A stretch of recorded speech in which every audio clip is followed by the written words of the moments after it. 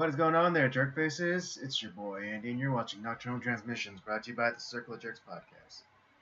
It's your weekly live stream where we talk about news, and of course our movie review.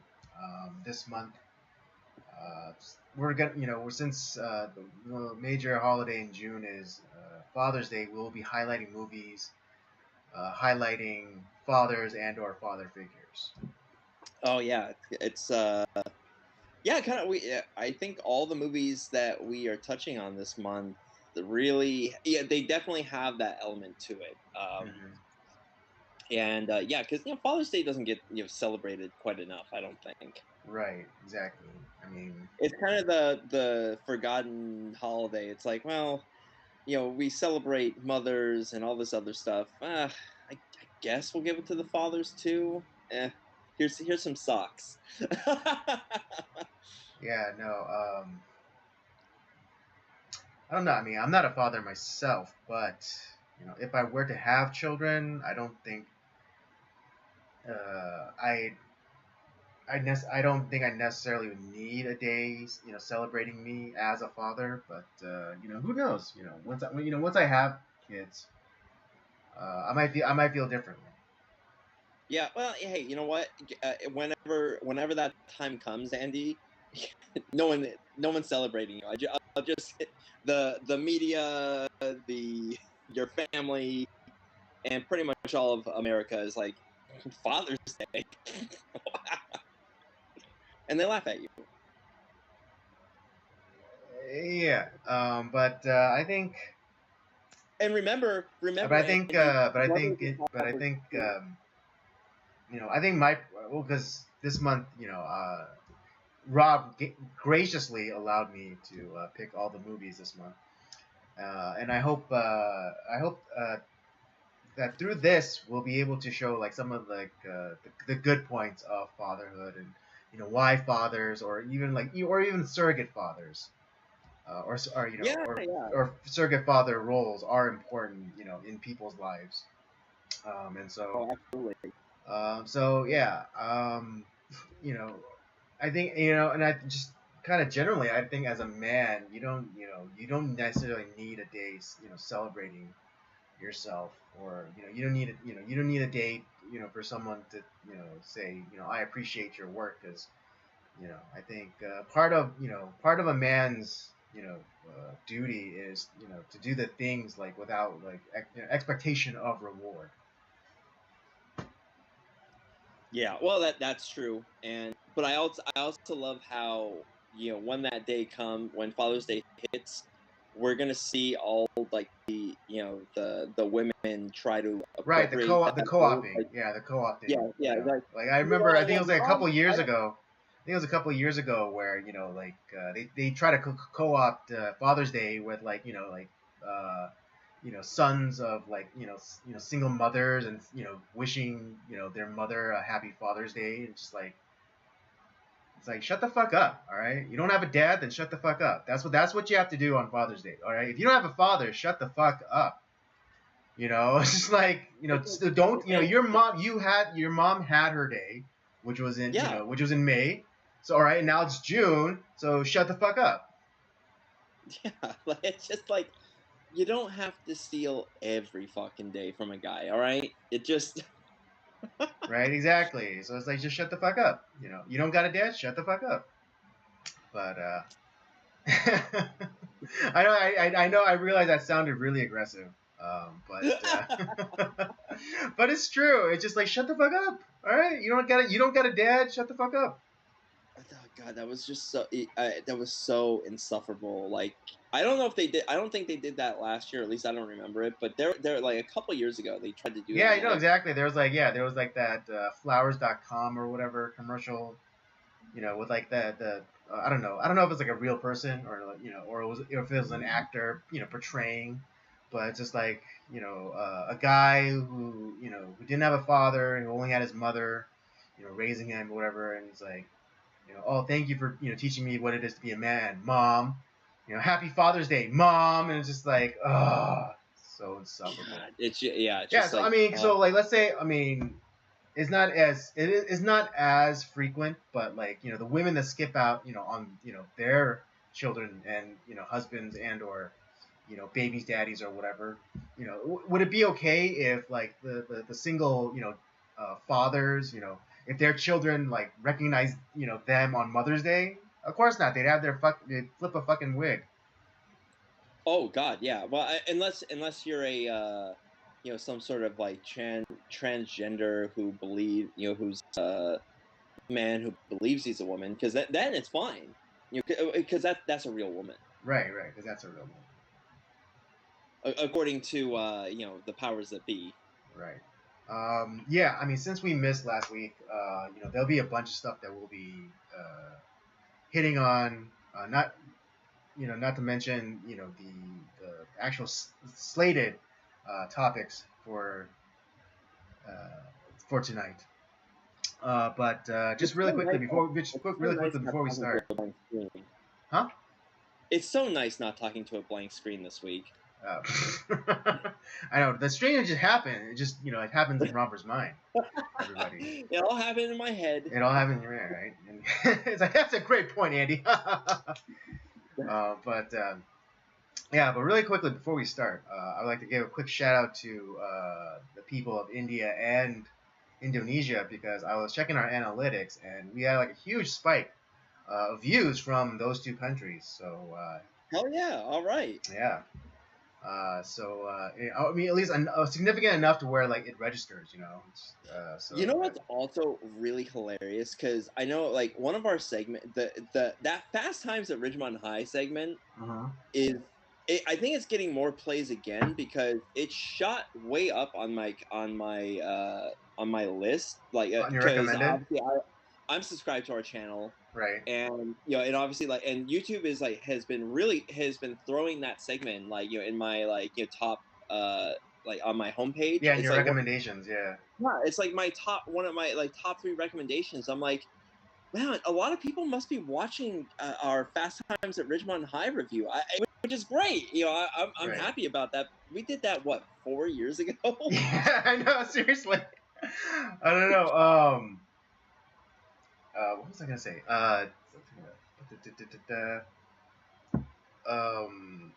Oh god, I lost my train of thought. Movie review. I don't. Oh god, I don't even remember. I'm sorry. You could. I'll. You finish your thought.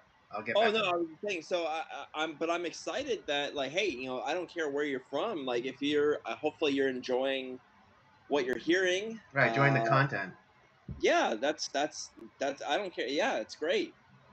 Yeah, I mean, it hasn't. Yeah, we don't like really push for subscribers here, but yeah, India, Indonesia, if enjoying our stuff, please subscribe. Yeah, If you really, yeah, if you think that other people should be watching our stuff too, then please do, subscribe, and it definitely helps with the algorithm, and get our stuff in front of more people. yeah, and what the other thing too that was, I think of like Frank Zappa, who was popular here in the United States, but in Europe, God, he was a fucking superstar in Europe. Mm-hmm. Like it's his a lot of his music was playing on the radios and the clubs over there, and Mm-hmm. people loved him. Oh, So okay. So yeah, if you never followed in I India, remember great. remembering my thought. Yeah, that segment from this live stream, the Fast Times at Ridgemont High review, I think is the most viewed clip. Because the way I have Yeah, the page set up is when you go to our homepage is you have like the most current episode of the main podcast that automatically plays, and then you have the uploads, and then right underneath there it's like the most popular, and yeah, the Fast Times at Ridgemont High review, that's like number one, and then second before it was our very first podcast of like the main podcast. yeah. But yeah, but that clip has definitely supplanted that. Yeah, it just I find it like really funny. I almost want to go back and like I might end up like rewatching that clip, and it's like, Uh, oh man, I missed this on about this movie. It's like right. that movie was really interesting just because I remember because I that's a movie I've watched a bunch of times as a kid. Hmm. It was one of my dad's favorite movies, and it's like, hey, you know what? Let's do that. And when you watch it, it's like, man, the theme of that movie is actually there's a lot of horrific things that happen in that Yeah, there's a film. lot of darkness in that movie. That's a dark movie. That's yeah. I know it's in a package of like a stupid, teenage sex comedy, but there's some like really dark, subject matter, that is being kind of very casually, tossed around in that movie. Yeah, and it's like, whoa, because I don't know why, but like that whole segment of the movie, like when I was a kid, that I just totally like spaced that out. Like I don't remember that, and when we did the review, I was like, oh my god, that's horrible. Yeah, yeah, like the main girl, you know, uh, having sex in like the park with like with like a Yeah, much older man, and then like she getting impregnated by the best friend of like the main male character, yeah, and then going in for an abortion, and horrible. yeah, just It just really horrific, just really dark things that you just don't uh, register when you're younger, but just like, man, this is like horrific shit. because everyone remembers Sean Penn's role as Spicoli. Yeah, yeah, of And course. that's what people remember about the film, which is hilarious. Right. He does steal the show. Uh, but yeah, like this whole like undertone that is in that film is just like, but it's still a Yeah. great movie, Right. and I Yeah. highly I mean, recommend yeah. it. It's in a weird way. It's like it's talking about like the loss of innocence.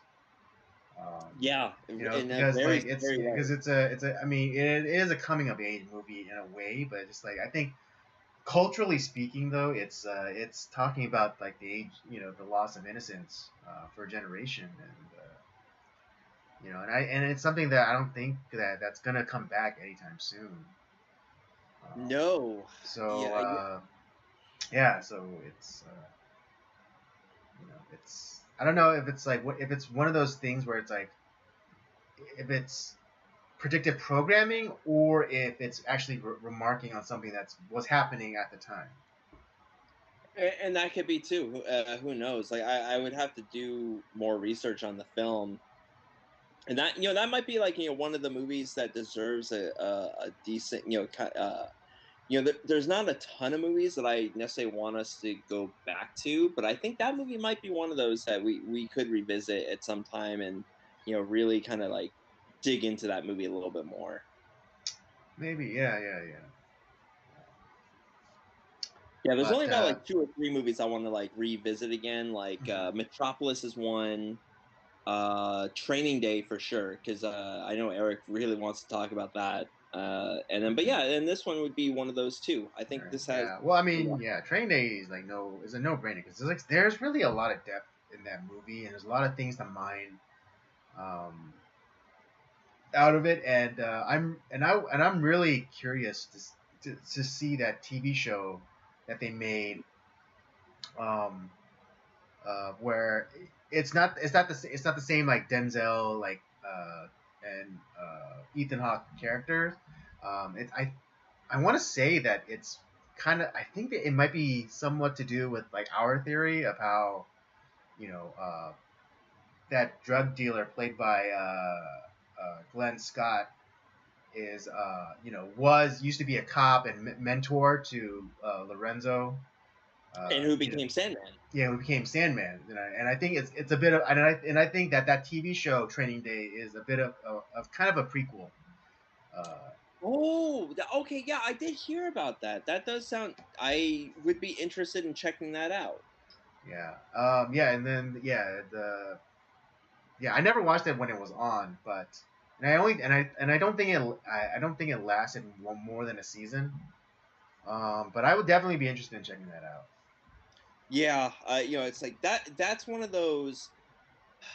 You know, I'm not sure Training Day like gets into my top 10, but it's definitely knocking at the door of my top 10 favorite movies. Training Day is a movie that I constantly go back to. It's Well, just definitely one of my favorite characters in Denzel Washington's Alonzo Harris yeah, for it's sure.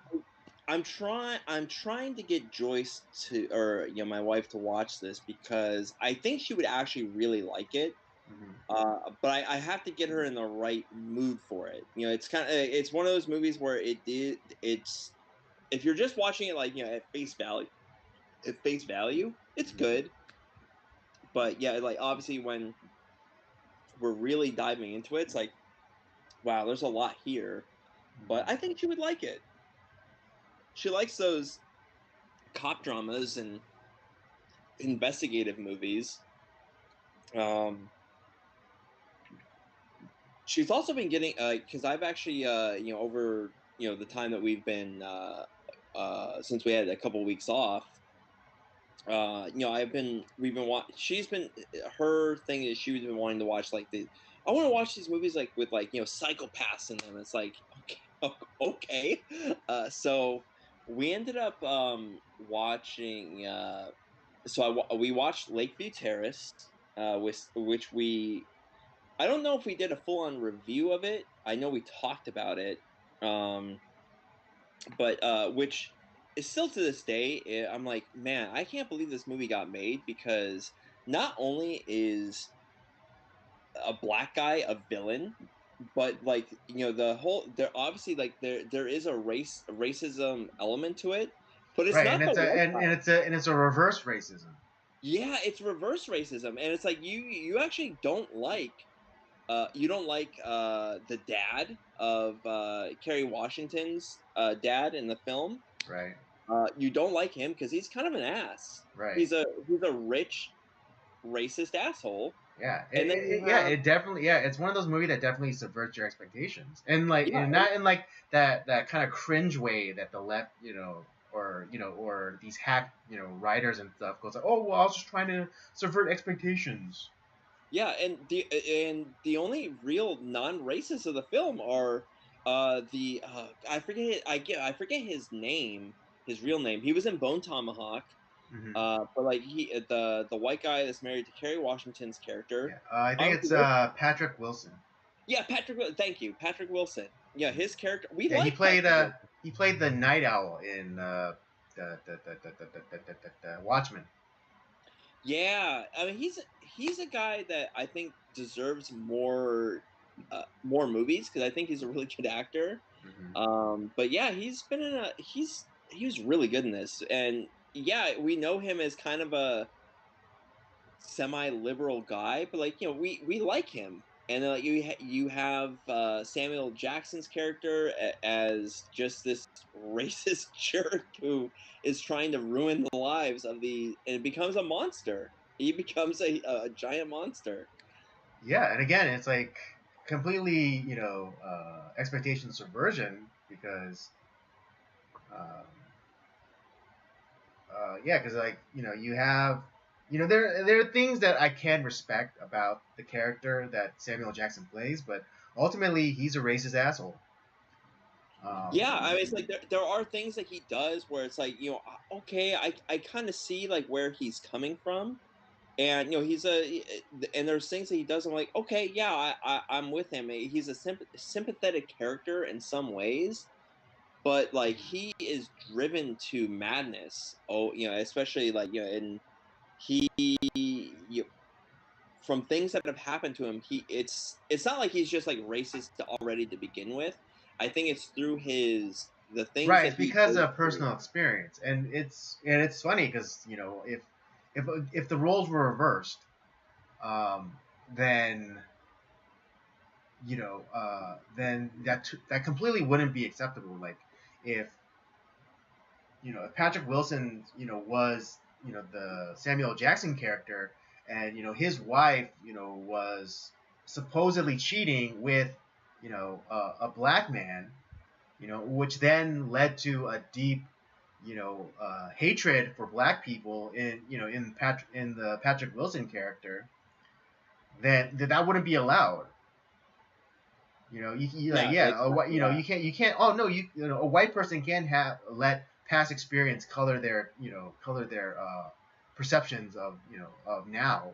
But Yeah. only like this black man whose wife might have cheated on him with their white boss. That's and like that's the reason why he hates white people. It's like, oh, that's the only way that could happen. Yeah, but yeah, like my wife ended up really liking that, and then we also watched a movie that had been on my list for a little while, but I hadn't pulled the trigger yet. Was Midsummer, which was starring Florence Pugh, who was in Black Widow, and there's not really any other like big superstar actors in it, but my God, is that movie amazing! Holy Really? crap!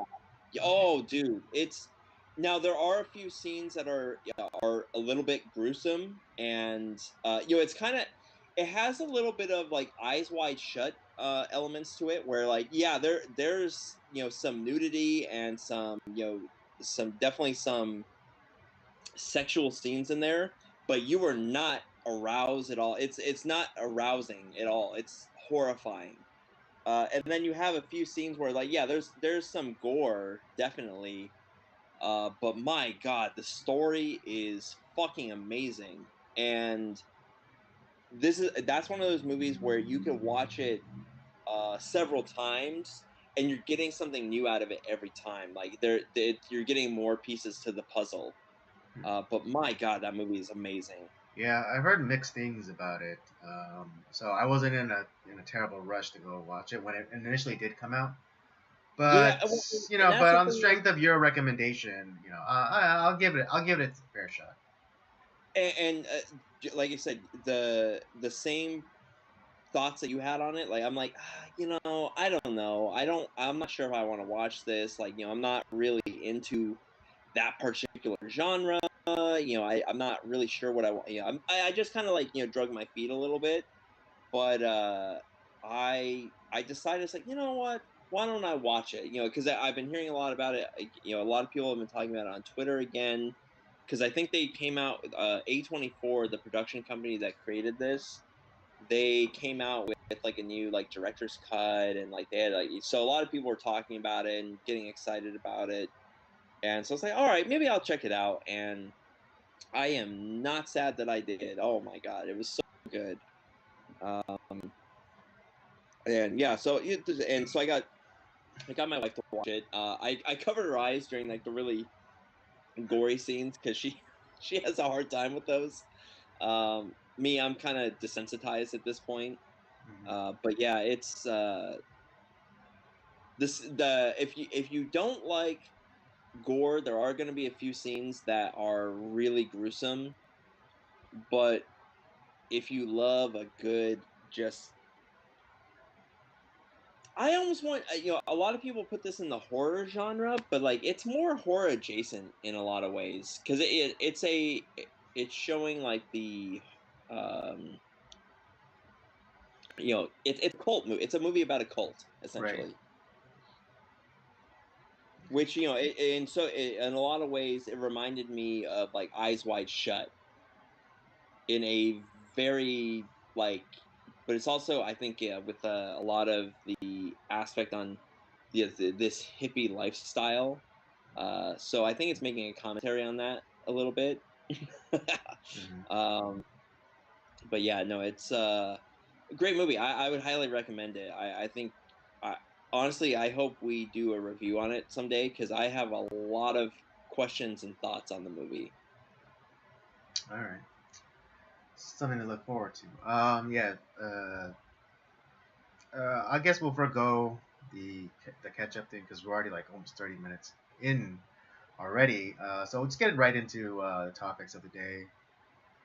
Um, and again, this most of this news like happened, so I was like catching up like mad because I was away for a better part of a week, fishing with my dad. Yeah, the first let's go with the first topic, and that's the attempted assassination of Justice Kavanaugh. Oh, as far as I'm concerned, that's not a news story. It wasn't on the mainstream media.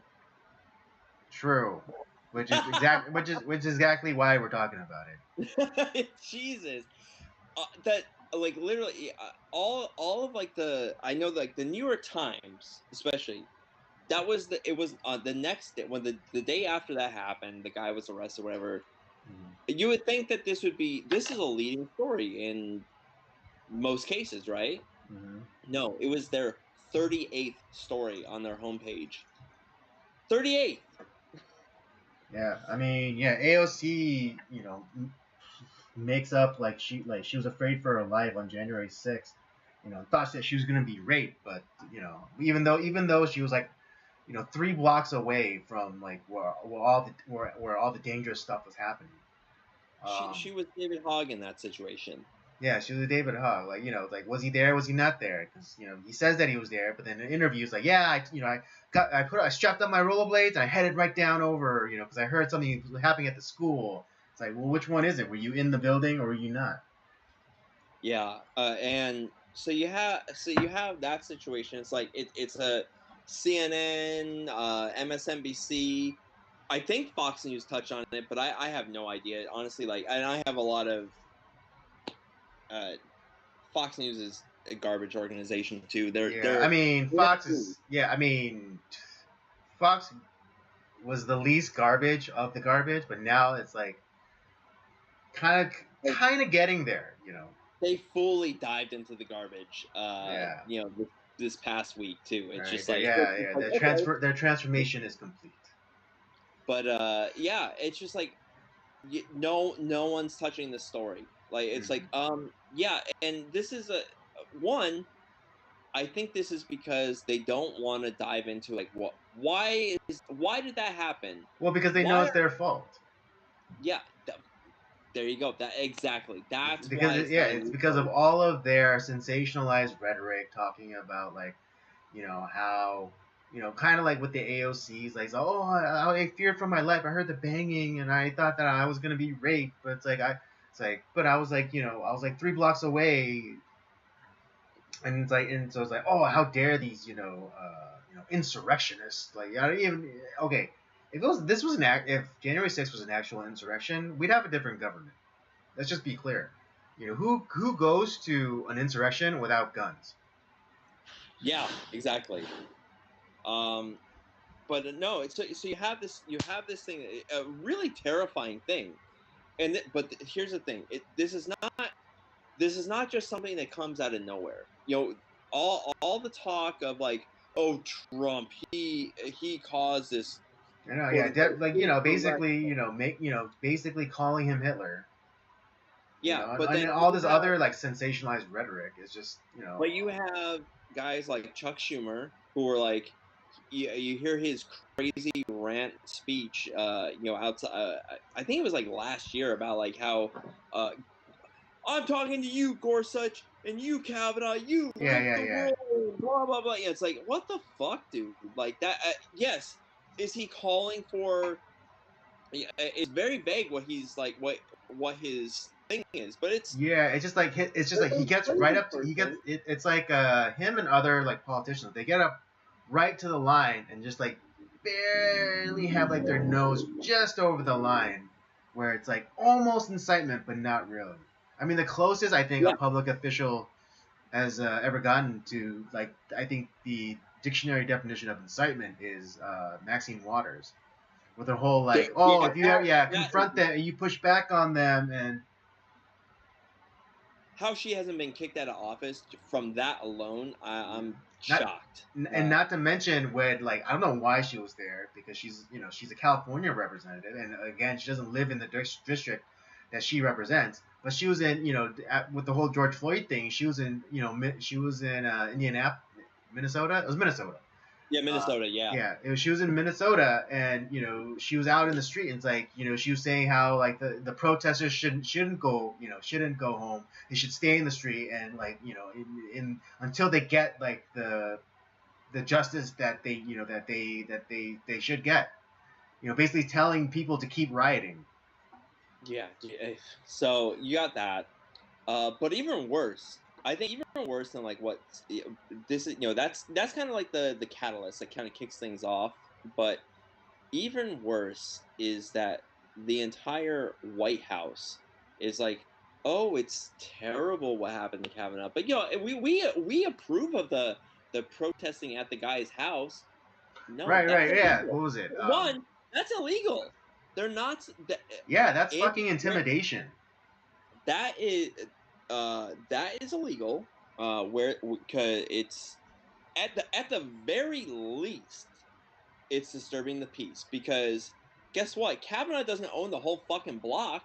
He doesn't own Right. like 10 houses in that neighborhood. There's other people that are not like, and there's also his neighbors are like the ones that are inciting these protests in the neighborhood. It's like, dude, no, that's not appropriate. And it's illegal in like the county or whatever that Kavanaugh lives at.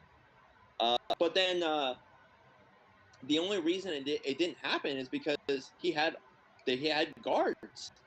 Yeah, He he had had security detail. because that guy definitely intended to do something to him and his family. Yeah, no, I mean, and you know, maybe not surprising, but he's a local boy. He was from Simi Valley.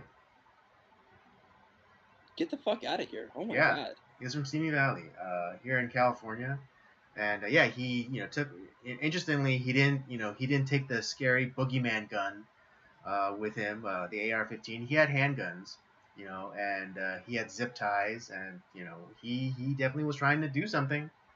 There's no Yeah. doubt. Oh, and There's no doubt about that. He was trying to do something. I mean, luckily he well, kind of chickened out and called the cops on himself.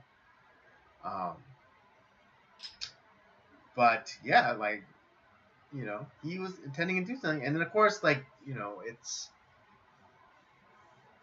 yeah, and then how you were saying, it's illegal that they were protesting outside of his house because again, like to your point, he doesn't own the entire fucking block. It's not as though that he lives on some like sprawling estate, behind walls or whatever, like on with a mile long like country like fence or whatever. Um, yeah, but again, it's just like why weren't those people arrested then? Because they were clearly breaking the law, but yet they were allowed to continue.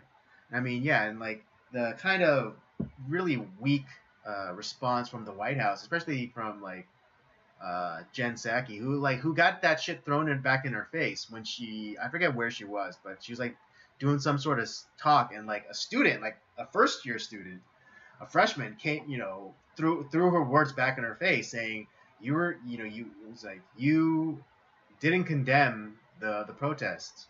You said as long as they're peaceful, you hope that they would continue, and just like I don't care if they were like if they were just like the classical hippies and just singing Kumbaya, at 3 o'clock in the morning. That's still fucking a disturbance. like you said, yeah, at the very least, it's disturbing the peace. But in that area of like, I think it's like what Virginia or whatever that he's at. Yeah, I It's don't. Yeah, probably Virginia. I don't. Probably not Maryland. yeah, Virginia or Maryland. I don't remember which, but like in that like area, it is. Yeah, it's illegal to do what the protesters are doing. There should be some sort of like police presence to break it up. Like it's just like Hmm. you can't be here. Um, and this also goes back to with like when we talked with the this is the reason why there's this is not some conservative justice or whatever leaking the information about the potential Roe v. Wade decision. No, this is definitely somebody on the left, probably was it Breyer or Sotomayor or somebody if it wasn't Yeah. them, it No, was no, definitely I don't somebody think it on was the Breyer because Breyer is still. I mean, as much as a crazed lefty as he is, he still binds himself to like decorum and shit like that. So it was probably like a clerk for either Sotomayor or Kagan. Yeah, but it's definitely one of those guys. One of the more The reason liberal why justices. what should have happened is like the Robert should have been like, okay, well, it's out, so we're gonna finalize the decision. It's done. That's what should have happened right then, because just not doing. Oh, we're gonna investigate this.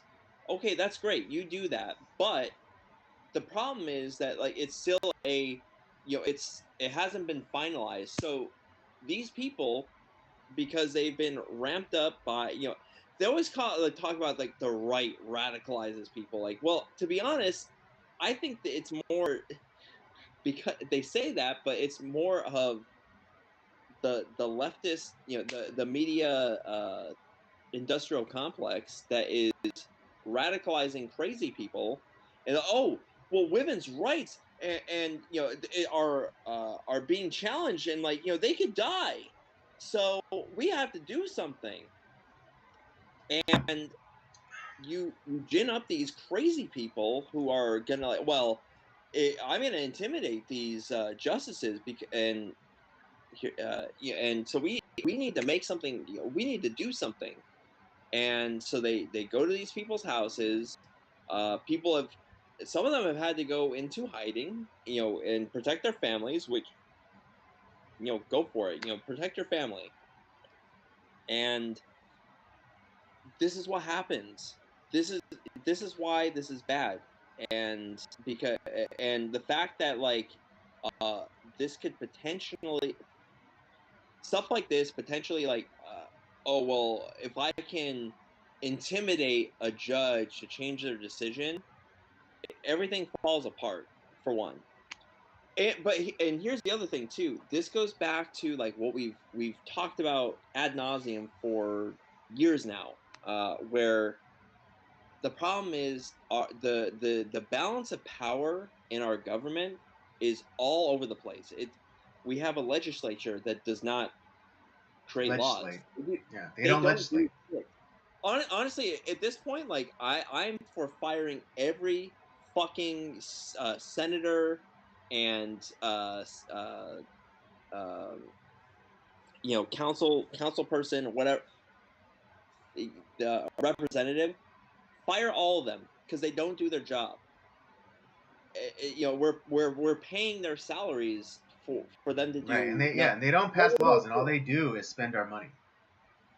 Yeah, and a lot of them don't even live in their fucking district, which is where they're supposed to do a lot of their business at. Right. Well, obviously you're talking about them living in, like, barely, congressional uh, representatives who spend like most of their times in D.C. as opposed to being in their districts. There is no reason that they should spend that much time in DC. They shouldn't have an apartment in DC. They Yeah, shouldn't or a have. home or whatever the fuck. Yeah, it's so.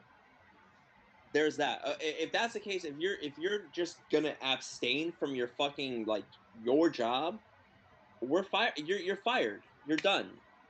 Yeah, because it seems like the only thing that is done now is these fucking executive orders, which are also awful.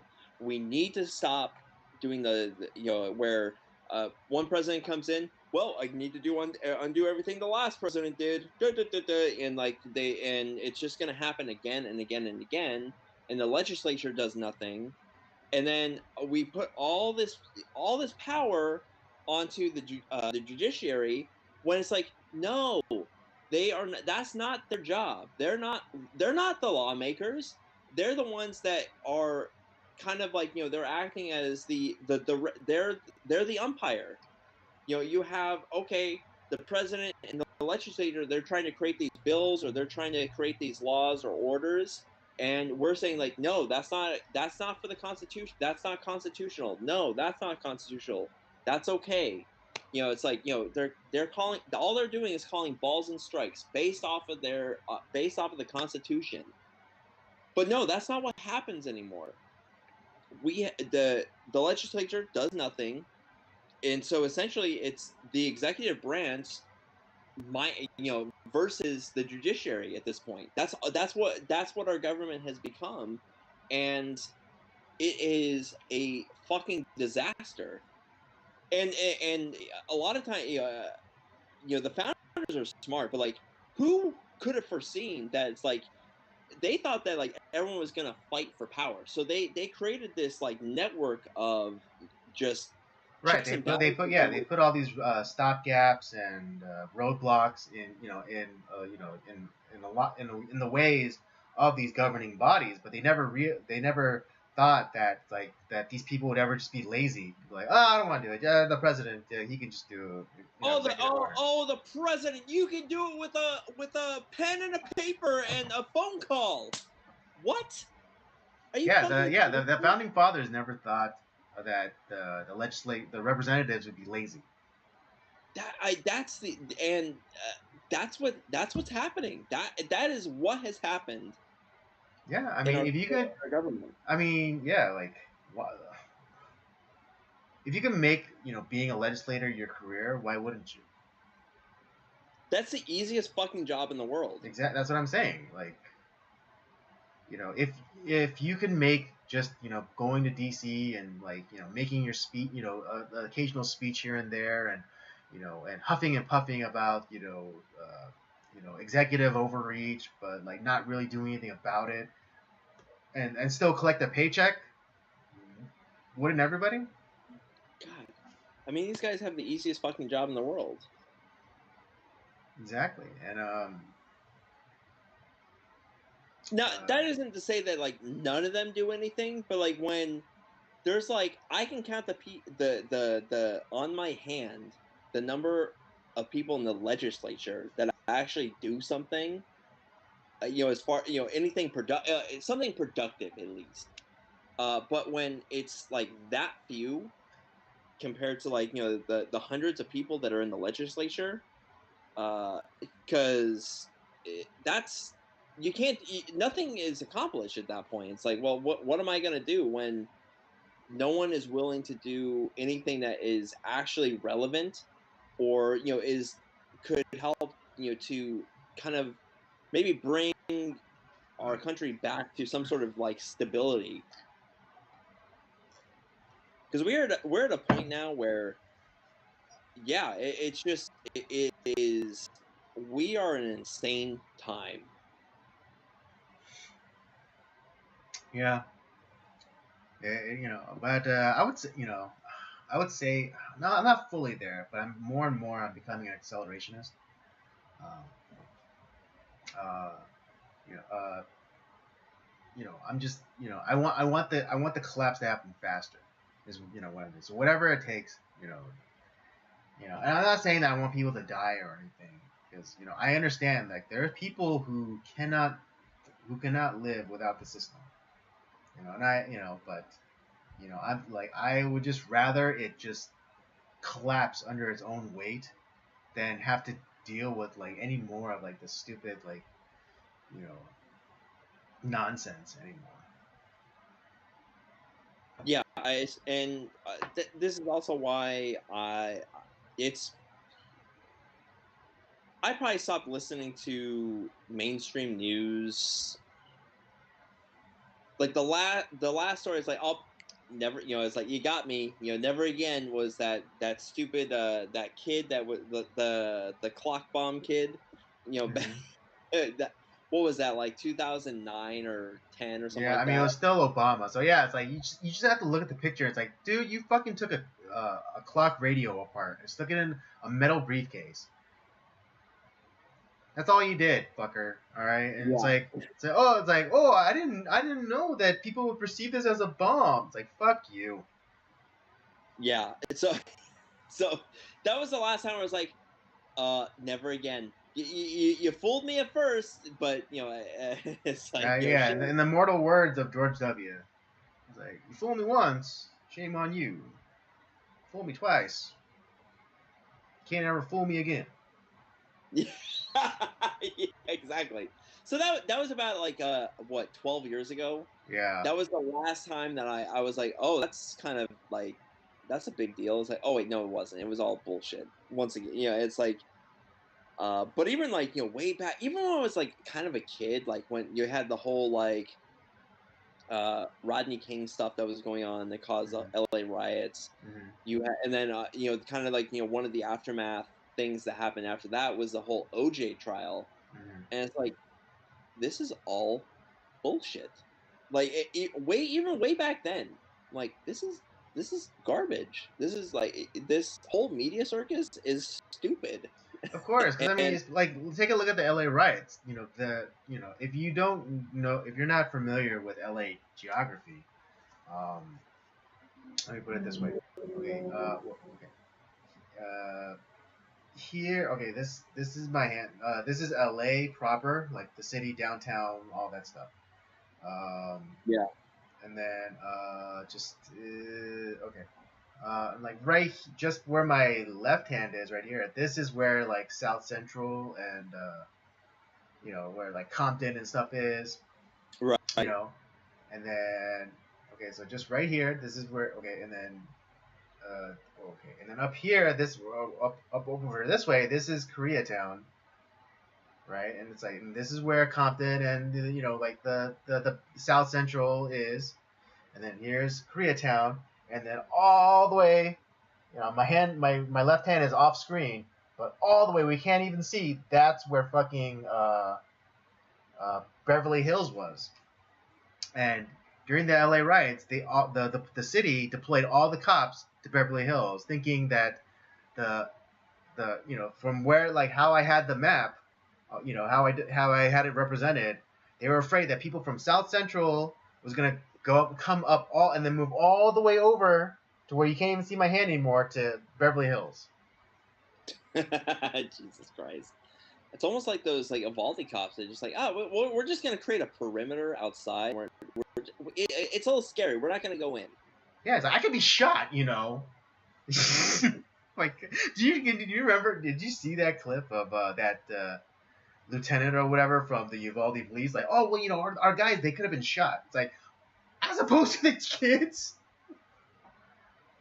Yeah, and these are the people that you want to like regular law abiding citizens.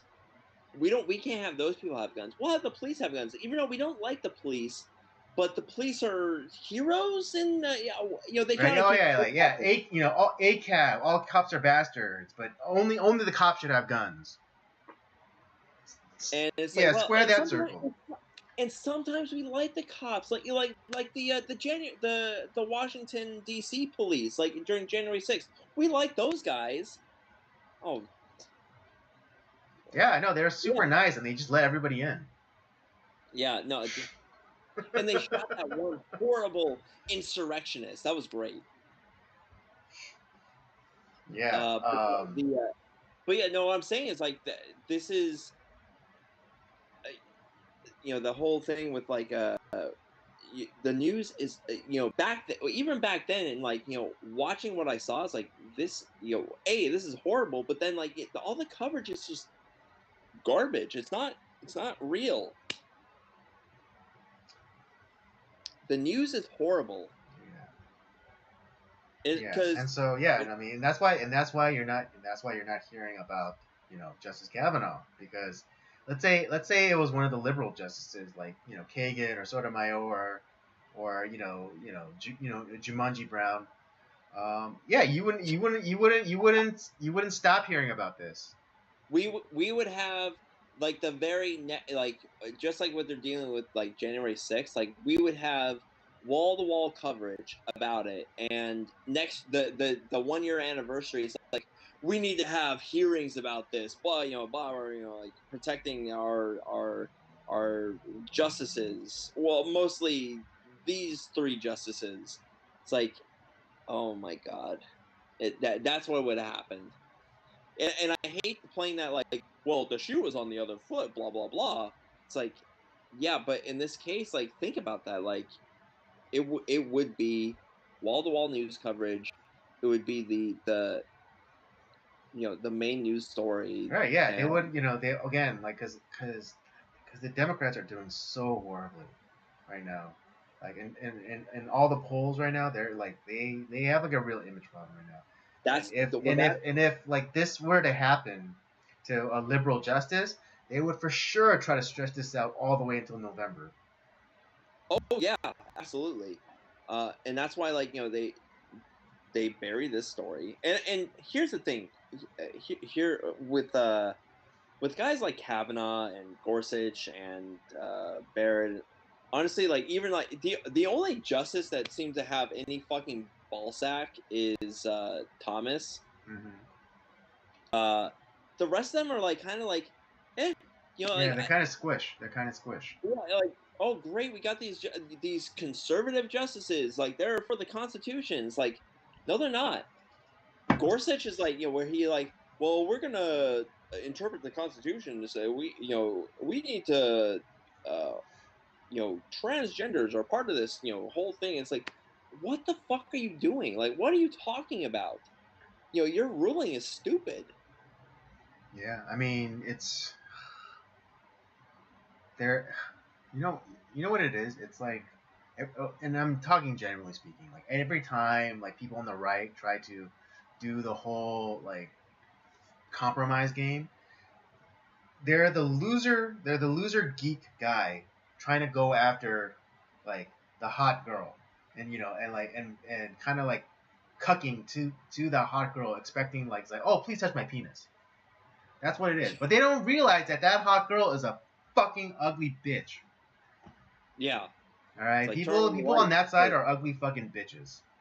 And I don't mean that as a metaphor. I mean that literally. They're ugly fucking bitches. That's why like you need to have like was it Russell Crowe in Beautiful Mind, like his whole like theory on like don't go after like the hottest girl, go after the rest of them, and like everyone's gonna Go to approach her friend. yeah, and like you approach the friends, everyone has a good time, and the beautiful girl gets left behind. It's like Yeah, or at least like, I mean, yeah, because that was just a strategy. That's literally just a strategy for sex. But there are other applications. But you can apply that as an economic theory.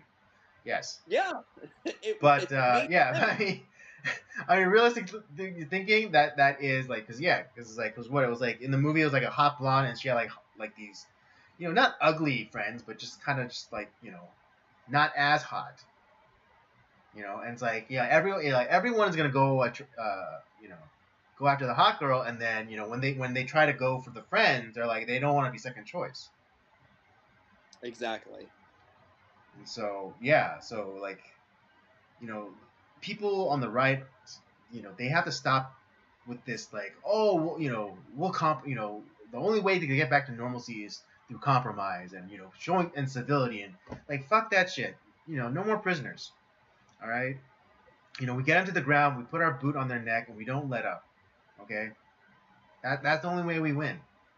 That's that literally is the only way we're gonna win. And what we have to do is we have to teach the next generation. We have to bring up the next generation to be as strong. So when it's their turn, that they themselves can take over and keep the boot on the neck. Keep them down. Yeah. But yeah, like I said, this whole thing, and I feel for Kavanaugh, like to have, where it's like he wasn't real danger. Like, yeah, thank God that like there was some security in place and all that, but the guy, him and his family were in some real danger. That's scary to think about. Like, and Oh yeah, yeah, that yeah. I mean, and let's not make light of like a serious situation, because I mean, now, like, if someone ever tried to come after me, it's just like, I don't really care. I'm not married. I don't have any kids. So it's not like a huge thing if someone comes after me. I can tell, I can pull this Tony Stark and give them my home address and like, come after me, bro. See what happens. But yeah, but I mean, he has a wife, he has kids. You know, so he can't play those games. yeah, it's scary to think about because as much as like I'm not necessarily a huge fan of his or whatever, like and to be honest, I don't think of any of like these politicians or judges. I'm like, yeah, they're a rock star, cool. No, I don't think of them that way because, as far as I'm concerned, well, maybe not necessarily like the Supreme Court justices because they are appointed, but like with any politician, it's like, yeah, you're my employee. I kind of don't really care about you that much. It's like all I care about is like, are you doing your job? But it's still like he is a person. He's got a man of faith. For the most part. And yeah, it's kind of scary to think about that they had that intention to murder him and his family. And his family is innocent, like in that. It's scary to think about what could have happened. And I wouldn't want. And here's the thing: I wouldn't want that to happen to one of the liberal justices either. I don't want that to happen to them either. Right. Exactly. I don't want people murdered or assassinated, over this shit. It's stupid. Right. I mean, yeah. Everyone, people are saying like, oh, people in the media and those with the general leftist bent, they always talk about right wing like extremist violence or whatever. It's like, all right, it's like okay, other than January 6th, name me one other instance. Name me one other instance of right wing violence. I can't think of any. Can't think of anything, right? And then it's like, and also show me one clip of someone on the right saying, oh, someone should kill that person, or someone should go after this, left leaning politician or celebrity or whatever. It doesn't exist. It doesn't exist. Right? But you constantly seeing, fucking libtards and, left-leaning, airhead celebrities talking about like assassinating people. Like, I mean, I know we're gonna be reviewing his movie, but yeah, Johnny Depp. I mean, yeah, Johnny Depp he is no right winger. He's no right winger, and there's a literal video. I mean, he wasn't explicitly saying that he was gonna do anything, but he posed the question. It's like, when was the last time an actor killed a president or a politician or whatever? Obviously talking, and this was during Trump's term. One Wilkes Booth. Exactly. He was again. And okay. I mean, all right. Okay, if you want to, associate yourself with, John Wilkes Booth, go right ahead. That's a hot take. Right? Or like fucking Chris Evans saying how, if he had the Infinity Gauntlet, he would make a certain, half of the country disappear. Chris Evans, you poor bastard. I know. I know. I like the people that you play. I just don't like you. I don't think he's necessarily a bad person. I just think like he gets in these moments like where he's like, oh, I'm gonna say this and like I'm upset, and it's like, Chris, come on, dude. Like, I think if like you got him alone and like, hey, you have a beer with the guy, like I think you'd be like, yeah, I guess I don't really hate those people. It's just like, it's just frustrating. I don't like that. I don't like their viewpoint. Okay, that's fair. I can go with that. But yeah, and we also have D-list celebrity Kathy Griffin, who literally like created a paper mache like an effigy of Donald Trump's decapitated head, that's disgusting. I was like, that's pretty right. cool. And then of course like the degenerate Peter Fonda, who was saying that Barron Trump should be locked in a jail cell with pedophiles. Well, he's dead now, so who cares? Wait, is Peter Fonda dead? Yeah, he died like a couple years ago. Oh, did he? He died, I think, like about a year after he made those remarks? About his remarks about Trump's son. Hold on. Yeah, he's dead now, I think. I don't remember hearing anything about that. Hold on. Well, because and for me, I'm a huge fan of. You're right. Yeah, he died. Okay. He died. He died. Just for 6 months. 6 months before the lockdowns. Yeah. So yeah, but it's like one of those things where it's like it's kind of like he made those comments and like yeah, it was like maybe like a year or so after he made those comments where it's like, oh, it's like and like I said, I like Peter Fonda's movies and stuff like that, but like yeah, he's kind of like his sister and his dad. They just Yeah, super Hanoi left Jane. wing. Yeah, dude. Our friend of the show, Santa Claus, not a huge fan of Hanoi Hanoi Jane. Jane. Yeah, I would if I was fighting if I was fighting Charlie and she fucking like a traitor went over and did like a fucking PR thing with him, then yeah, I wouldn't be a big fan of her either. It's like he was like, good thing that she I didn't see her over there because that would have been that would have been over. Yeah. Oh, Um, whoops, sorry. you know how I'm always fumbling with with grenades. Yeah. Well, he always like talks about how he had like a lot of fun with like some of like the big weapons. Like he had like the grenade launchers and all Oh, that shit. nice. And, like, yeah, he had a lot of fun over there. Well, at least with the weapons, not necessarily fun in Vietnam. That's I wouldn't Yeah, want the to. I wouldn't whores. say it was fun, but he did like the big weapons. Mm. Don't we all? But yeah, this all also leaks into the whole kabuki theater of like the January 6th stuff that's going on right now, where Very it's good. like, Yes. Perfect well, first of transition. all, yeah, first of all, why? It's like there's no new, quote unquote new information. So why are we revisiting this? Um because well here's why. Because the entire White House, the whole cabinet, their approval rating sucks. Inflation is bad. Yeah, I Uh, the, mean, supply, the supply crisis is bad.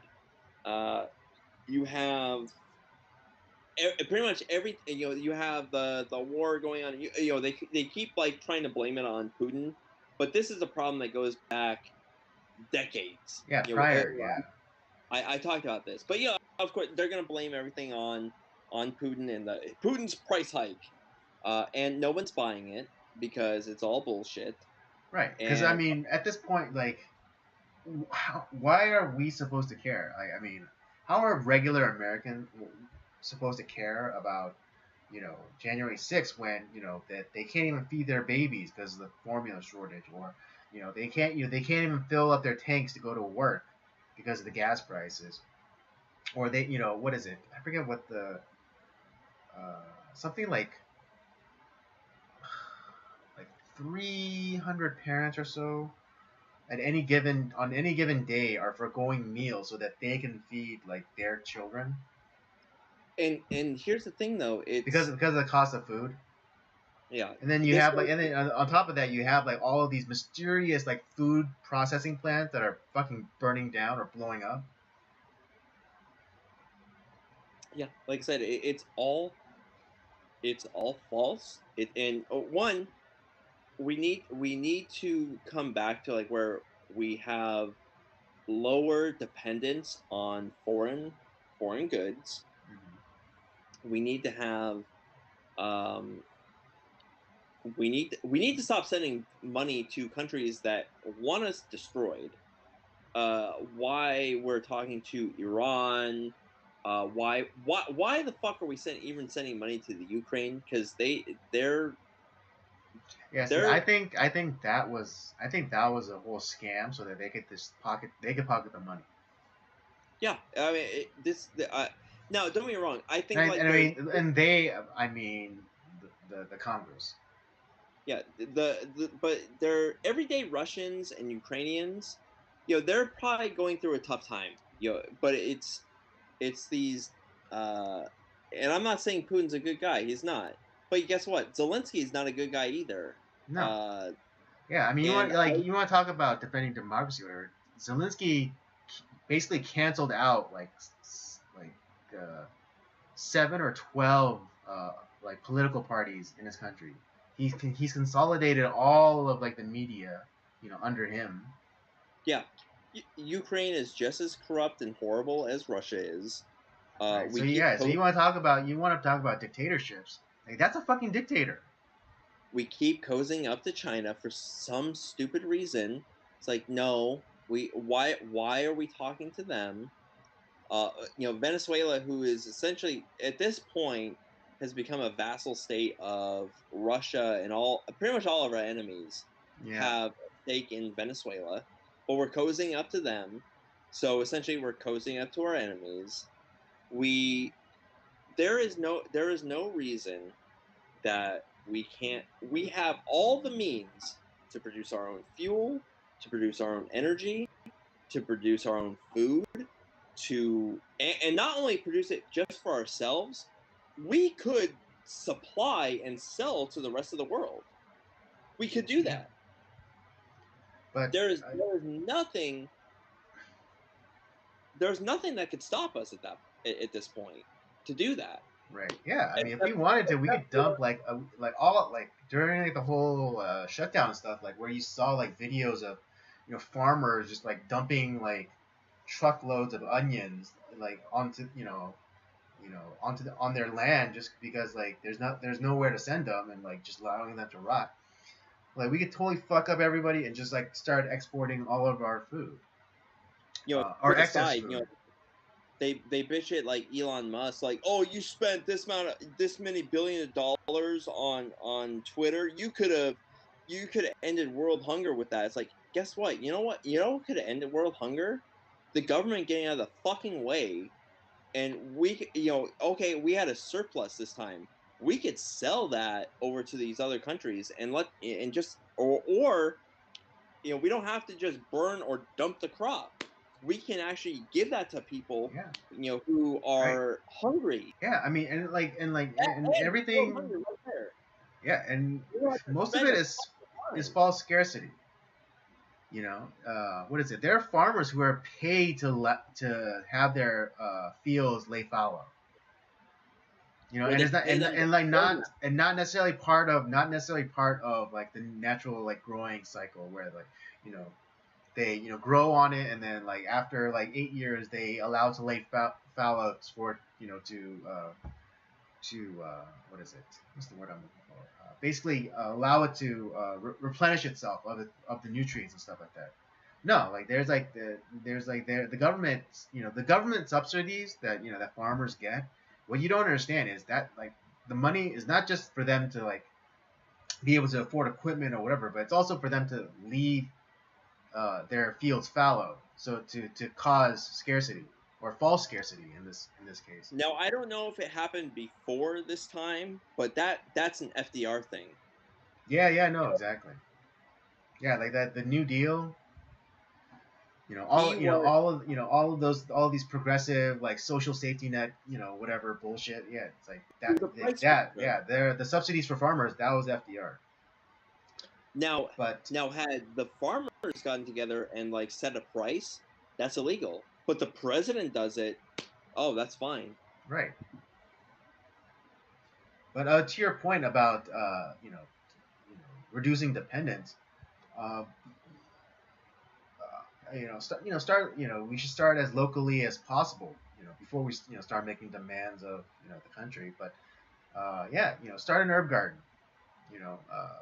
Plant some potatoes. Potatoes are super. You could literally take potatoes from the grocers, wait, leave them out, wait till they get kind of sprouty, and then stick them in dirt.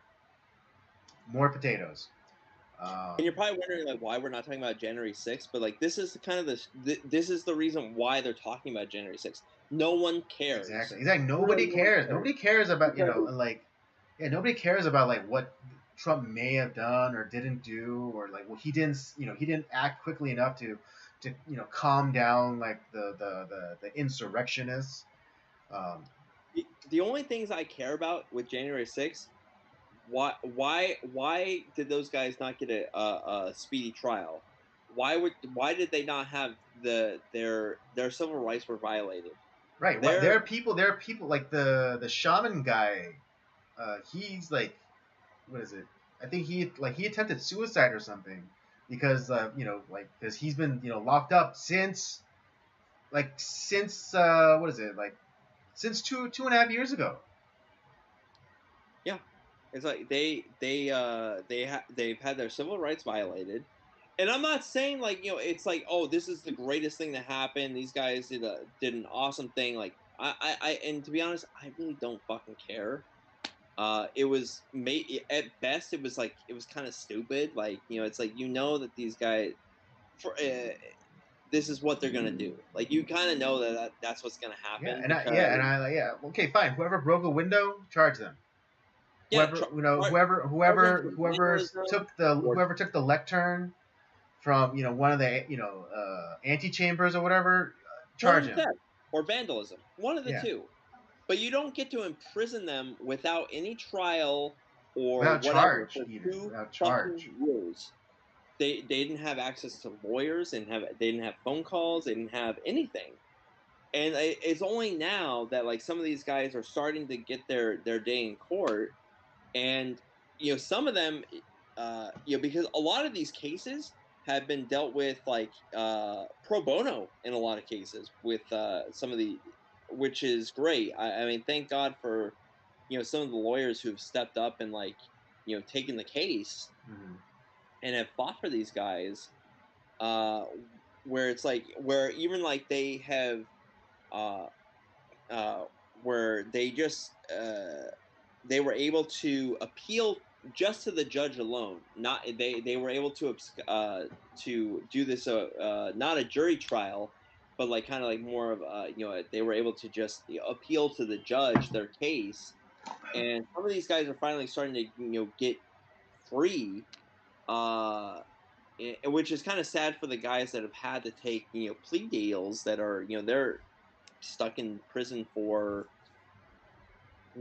whatever how many years now, but it's just like, man, this is a huge violation of civil rights that everyone's like, oh, and you get all these people who are like supposedly like the supposed quote unquote conservatives saying like, oh yeah, well who cares, and like what they did was stupid and people were getting beat up, and it's like, are you listening to yourself? These people were yeah, okay, even if they are criminals, that even if they did commit like whatever theft or vandalism, which is the best, I mean, honestly, that's the best thing that they have. Right. That's or like the You don't worst thing that imprison you could somebody with convict them for. that. That's like what, like a month maybe in Yeah. jail. Or maybe time already spent. Yeah, but they're the media and the leftist politicians, they want to make these people into quote unquote domestic terrorists, insurrectionists, and so this is, and they're I guarantee that they're using the Patriot Act No shit. Yeah. to Oh, yeah. Absolutely, there. enact this stuff, Absolutely, there. uh, and they don't care about these people. They're using them as pawns, Yeah, scapegoats, they whatever this you yeah. call This them. is how you know that we no longer live in a democracy. I mean, yes, I know technically, officially we're a constitutional republic, but this is how you know we don't live in a democracy anymore. And The reason why they want to keep the focus on that, they're going to use these people as scapegoats, pawns, whatever you want to call them, because they don't want you to think about, oh, all our policies have created this giant inflation that we haven't seen in 40 years.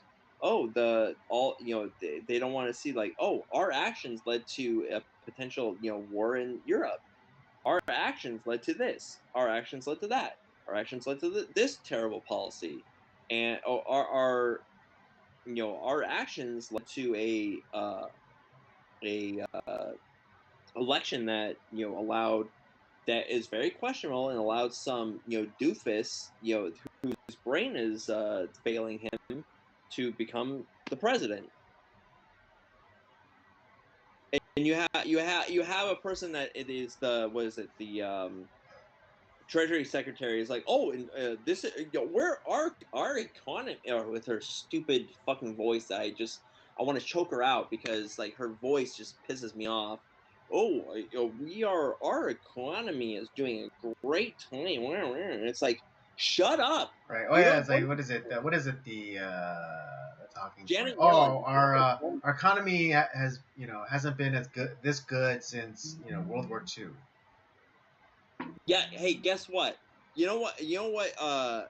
The inflation in World War II, like the interest rate after World War II was extremely high to curtail inflation because your dumbass hero FDR, had he just fucking stepped out of the way and done nothing, the depression would have been another year, maybe. Yeah, Had it he would have just been over in 4 months. nothing. Yeah, had he just done nothing. And it's not. If you only had the Calvin Coolidge approach. Every president needs to have the Calvin Coolidge approach. Yeah, do nothing. He may be our second greatest president, maybe. After George Washington. Possibly. Yeah, he didn't. Yeah, he didn't do nothing. He didn't pass nothing. He didn't make things worse. I mean, he didn't make anything. But he didn't make things like any like better. But he didn't make them any much worse. That's what I want out of a politician. Don't That's do what I'm saying. I understand you're a necessary evil. Just fucking do nothing. We'll pay you to like stay out of the be a fucking stumbling block to the fucking system. All right, be a monkey wrench to the system. I welcome that. Hell, give me a Jerry Ford for fuck's sake. Yeah, he really didn't do anything either, except for like falling down a lot. I can't think of anything that Gerald Ford did outside of like pardoning like Nixon just to keep that out of like it's like just to keep that out of the news and destroying the country. Yeah, that and falling down. That's pretty much all Gerald Ford is known for. Yeah. That's what our president should be known for, doing nothing. And where our politics should be more focused on is at the local level. The fact that like our governor or our mayor is fucking up, or our council people are fucking up. Yeah, who your local dog catcher is more important than who the fucking president is. Our local school board fucking up should be more important. Yeah, but yeah, like who your dog catcher is more important than who the fucking president is. Exactly. Just facts. Factually speaking. But these people can't stay out of the way. They can't. In a lot of ways, you have these people that are grabbing power, and the people that are grabbing at power are not some of our elected officials are certainly doing that, but it's the people that are under our elected officials that are grabbing at power. The blob, the bureaucracy. The bureaucracy is grabbing at power. And the unelected bureaucracy is grabbing at power. Yeah, because of course, no greater example of that is one Dr. Anthony Fauci. Dr. Fauci. Dr. Fauci. I haven't heard about him in a while. I know we haven't heard from him in a while, but there's still some like we can still feel like some of the effects because just before we went live. I caught a little bit of the news, and they're talking about how, in LA at least, they're talking about how, COVID cases are on the rise. Again, it's like, who the fuck cares? No, I have to, like, okay, like, just realistically, I drive a big SUV, and if I were to fill it from empty, it'd be $120 for regular. Yeah. My All right, car is so spare me the fuck about like, oh, there's a spike in cases. Yeah, but nobody's dying. All right, or if they are, they're all old as fuck. All right, yeah. and you might Oh, say that's so callous of me. It's like this is what they made me. All right, I'm generally a caring person. I really am. But at this point, like when people, when fucking, gas prices are like, is close to like $7 a gallon, and like food cost is quadrupled. You really want me to care about some fucking disease that has a 99% recovery rate? I see why our parents' generation hated Jimmy Carter. Yeah, I mean, well, my family didn't immigrate here until after Carter, I think. Yeah, no, Oh, for sure. people I know from my parents' generation, like Carter is like, oh fuck that guy. Right. I know. It's like what is it? It's like the old like nanas in Eastern Europe when they like hear someone's name and like who's like despised, they spit. Yeah, yeah. He's history's greatest monster.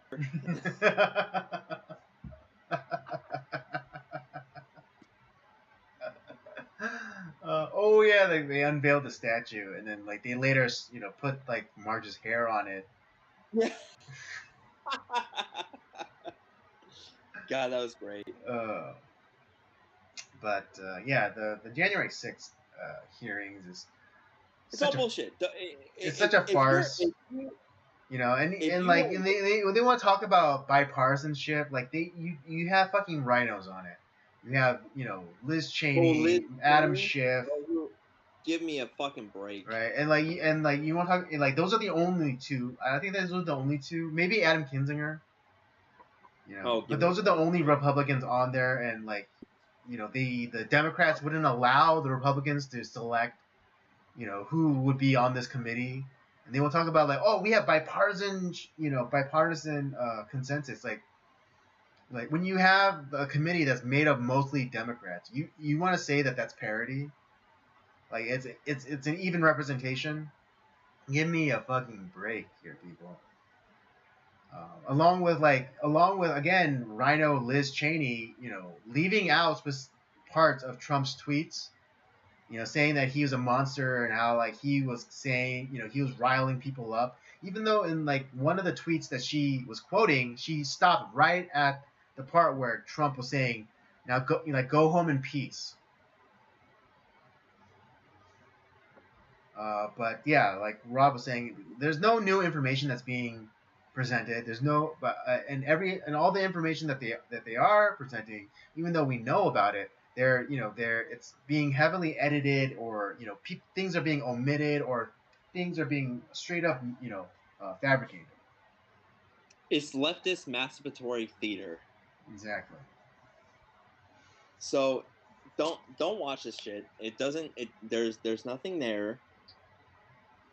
Don't be distracted from like the real problems that are going on, because there are real problems that are happening. We've highlighted a few of them. And the other thing too, we're going through this, the on the advent calendar, the advent calendar of the world, with like it's Pride Month, so we have all these crazy shit that's going on there. You have all these problems that are easily solvable. These problems are solvable, but because you have government officials that don't want to get the fuck out of the way, or make the necessary corrections to just like, okay, yeah, it's gonna be tough to get back from like all the dumb mistakes that we've made. That's never gonna happen. Um, and even like people on our side of the aisle, or supposedly on our side of the aisle, they're feckless too. There's nothing that they're doing that is trying to make corrections in the budget. Our debt, this country is broke. It's Right. Yeah. broke. And I mean, yeah. Even the 40 million or 40 billion that we supposedly sent to Ukraine, like that's money that we didn't have. All right, we borrowed that shit. We borrowed that from China. Yeah, and so we're borrowing our kids or our grandkids are going to be fucked beyond belief if we don't make corrections now. Mm-hmm. Um, Yeah, and I and again, all these people who like cry, oh, like if we don't like pay our taxes or whatever, the government will shut down. It's like, good, they let it sure shut did. down. We are taxed so much. The government takes in $4 trillion every goddamn year in taxes. What are they doing with it? What are they doing with it? Yeah, and I mean, I get it. Like, there's people who like, again, who are so dependent on the system that if the government did shut down, then yeah, they would be affected. You know, I'm and not again, you have my sympathies, but yeah, all these people who are like, these, Chicken Little saying like, oh no, we can't let the government shut down. It's like, why the fuck not? I am not. I am not. People who have severe handicaps or are very elderly. I think that we as a country, I we should take care of those people. I'm totally fine with that. I have no problem with those things. Or that we should take care of our veterans that have been disabled from war. Let's take care of those people. They Mm-hmm. deserve it. Mm-hmm. And we should, and we, like I said, we should take care of our handicapped and our elderly. I think that's a virtuous thing. Mm-hmm. We should, do some. We should, but here's the thing: we can't, can't let our these crazed homeless people who are, clearly have mental issues, whether it's from, their brain chemistry is fucked up, or that they are so drugged out that they are a menace to themselves and society. They should not be on the streets. That's something that we should put our money towards. Creating facilities where these people can go to either get better, Yeah, so they to dry out. either dry out or have, some sort of, like, mental, where they're in an Right. Like, yeah, the really extreme cases. exactly. That's fine. I am more than willing to pay taxes to do that, to cover our roads. Our roads in this city are terrible. They're Yeah, so bad. it looks like Edward James Olmos's cheeks. Jeez. Oh, that is awful. That's cruel. That's All right, and I love the guy. All right, and I love Edward James Olmos. Okay, don't get me wrong. yeah. I love them. I love the man. All right, It's but also accurate. I'm just being very accurately descriptive. It's very accurate. Um, so you have that. Our roads are messed up. Our Yeah, they're our always infrastructure is talking shit. about how, oh, we need to take care of the environment. Our city streets, there's so much fucking trash and shit that's out here. Clean that up. Let's use our tax dollars to clean the streets.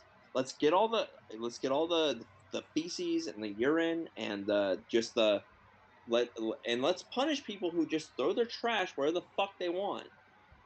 That's a problem. Right. Yeah.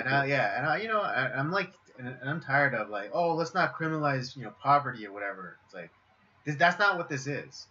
All right. It's not criminalizing poverty. I don't want people living on the street. I don't think that leaving, people who are clearly out of their fucking mind on whatever is, not only is it not good for the community, it's not good for them.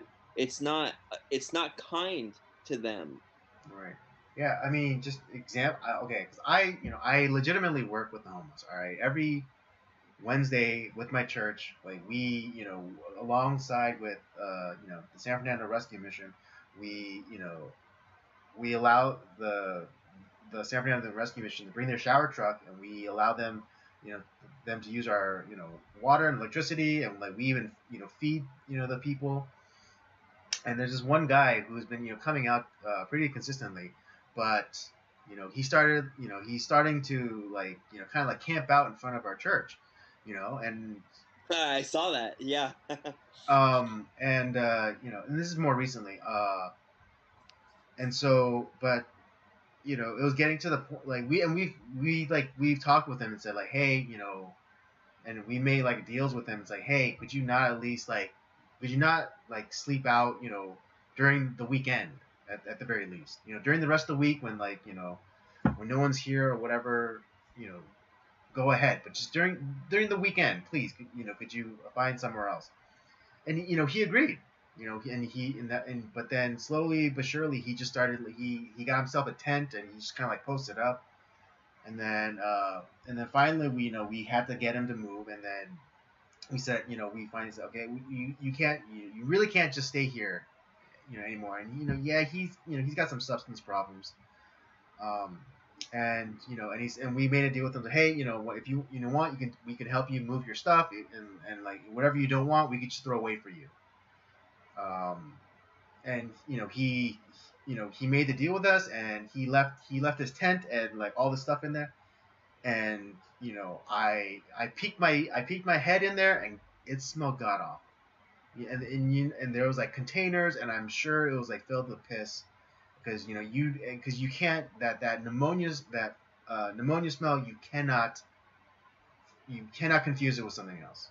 No, you And can't. so a lot of people might hear that story and be like, oh, that's so cruel, kick them. It's like, what's cruel is to allow him to remain on that street.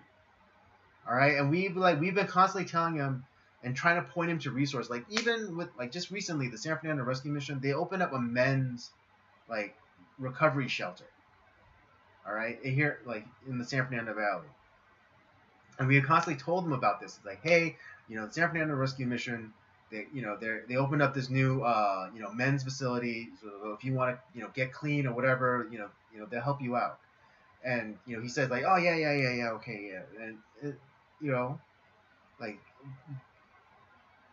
just short of us like grabbing him and like and getting him there, like we can't force anyone to do anything. All we can do is continually to you know show him love and and patience. But it's like allowing him to live, continue to live on the street in that tent, full of stuff, full of his own bodily waste. Like, people think that is compassionate. Like, go fuck yourself. Not. It's really not. And that's what I'm saying. Like, I am okay with our taxes going to, if we're, whether it's subsidizing a private uh, firm Yeah, or doing something facility. to help with that, or like, or the government doing it. Okay, that's fine. What I'm tired of is I don't want our money going to foreign nations for no fucking reason. I don't want our military going to help foreign nations if they don't pull their own weight, or they don't help pay up. Especially like NATO and all these other countries. The only reason that these things exist is because the United States has funded everything. Yeah.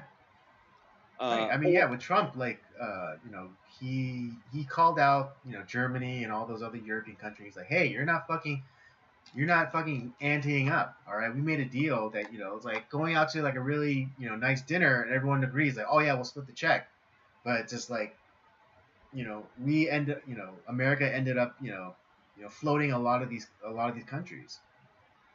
yeah, see, NATO, or what, the uh, whatever the hell is going on with like the North American trades, whatever the fuck that's called. That's something that needs to, Oh yeah. Well, you know, yeah. Well, there was Canada and NAFTA, and then Mexico and and then those Trump places. came in and created the USMCA. Uh, that's that's something that, but still, it's like we're the ones that are really fronting the cost on that. Hmm. I think the UN needs to go away. Yeah. Uh, Yeah. Literally. Like, they like the supposed check that were supposedly providing is no longer necessary. Um, and yeah, I mean that's if we stop doing that, oh god, that's how many billions of dollars are we saving right there? Oh yeah. Absolutely.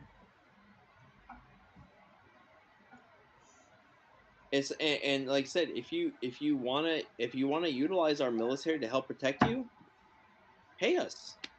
It's like that we might not necessarily have a lot of like exports, as far as our country goes, although we should. Hmm. But hey, if we have anything, we have a strong military.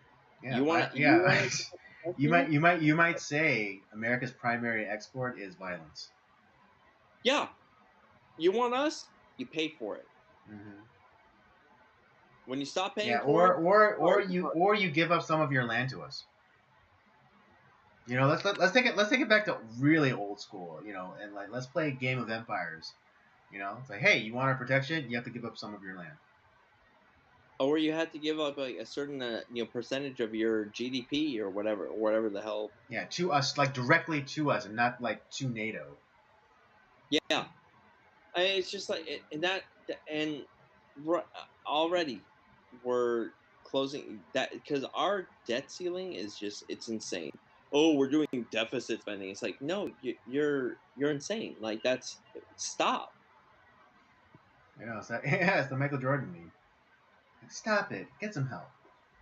Yeah, it's like but think about it though. It's the baby boomer generation that has been running the country for so long, Yeah, I mean, and just think of the Congress. Like fucking Nancy Pelosi, she's like in her 80s. Fucking what's her Feinstein? She's like almost in her 90s.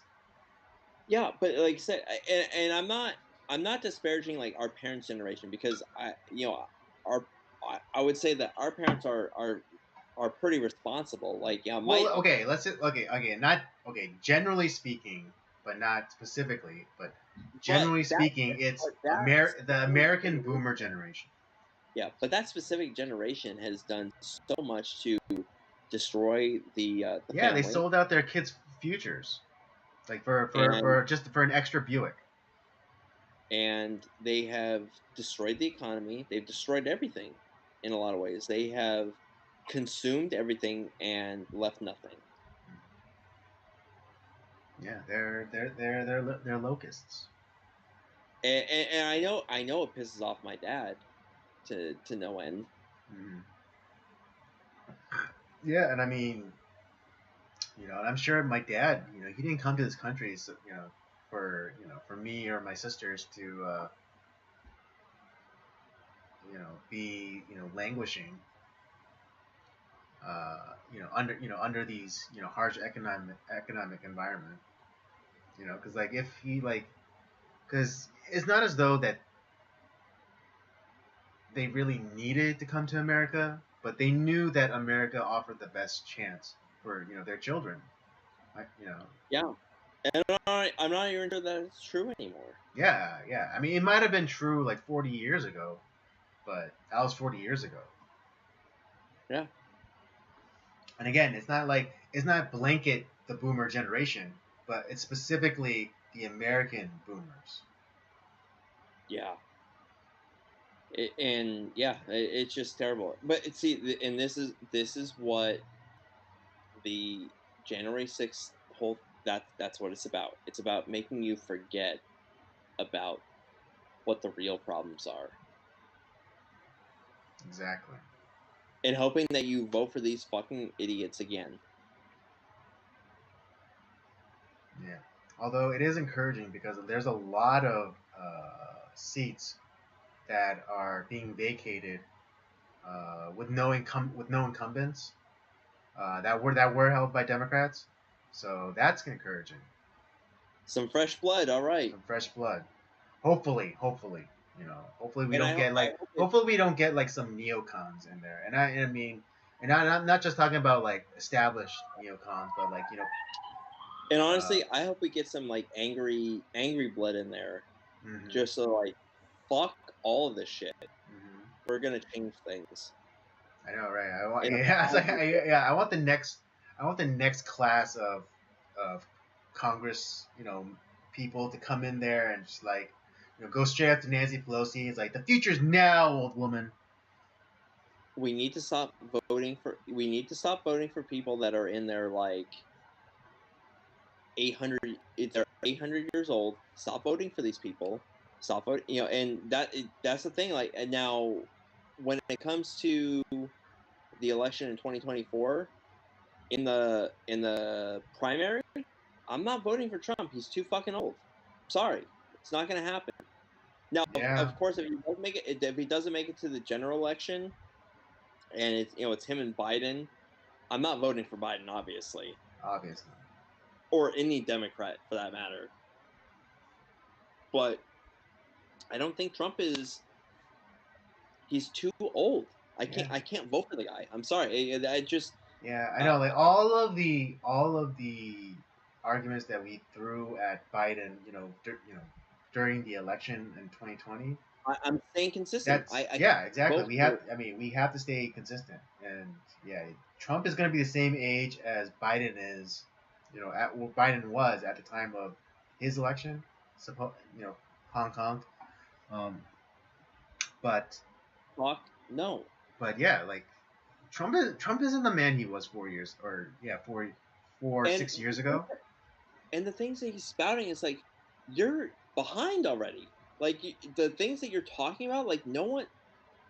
I Yeah, like don't give. him constantly About the pushing vaccine. like how the vaccine like saved 100 million people, which Who the factually fuck didn't, cares about the which vaccine? The factually vaccine. didn't. And him like just constantly talking about how like he like that basically he's still running on the assumption that people wanted the vaccine. People said like I think at the time people were okay with the vaccine existing, but like not in the way that it's been weaponized against us. If he now, I would be more, the age was one thing. I'd be more inclined to think like, okay, this is the guy that, if he, like he did in 2016, if he had his finger on the pulse, it's like, okay, no one cares. Yeah, obviously, like when he's there, like he's trying to get things running with like the whole COVID fiasco, or whatever. But now that he's out of there, it's like look at what's happening. You have a guy who reversed every policy I instated, and from that we have now we're paying for a foreign war. We're not involved yet, but he's trying to get us involved. We're paying for a foreign war in Europe, where we have the highest inflation we've ever had, in since Jimmy Carter. We have a fake supply crisis that could be fixed tomorrow if they would just get the fuck out of the way. If he was saying stuff like that, I'd be way more inclined to vote for the guy. Mm-hmm. But he's not saying those things. All he cares about is like, well, they stole the election from me. And it's like, okay, that's fine. Yeah, I agree. I think that the election was not fair.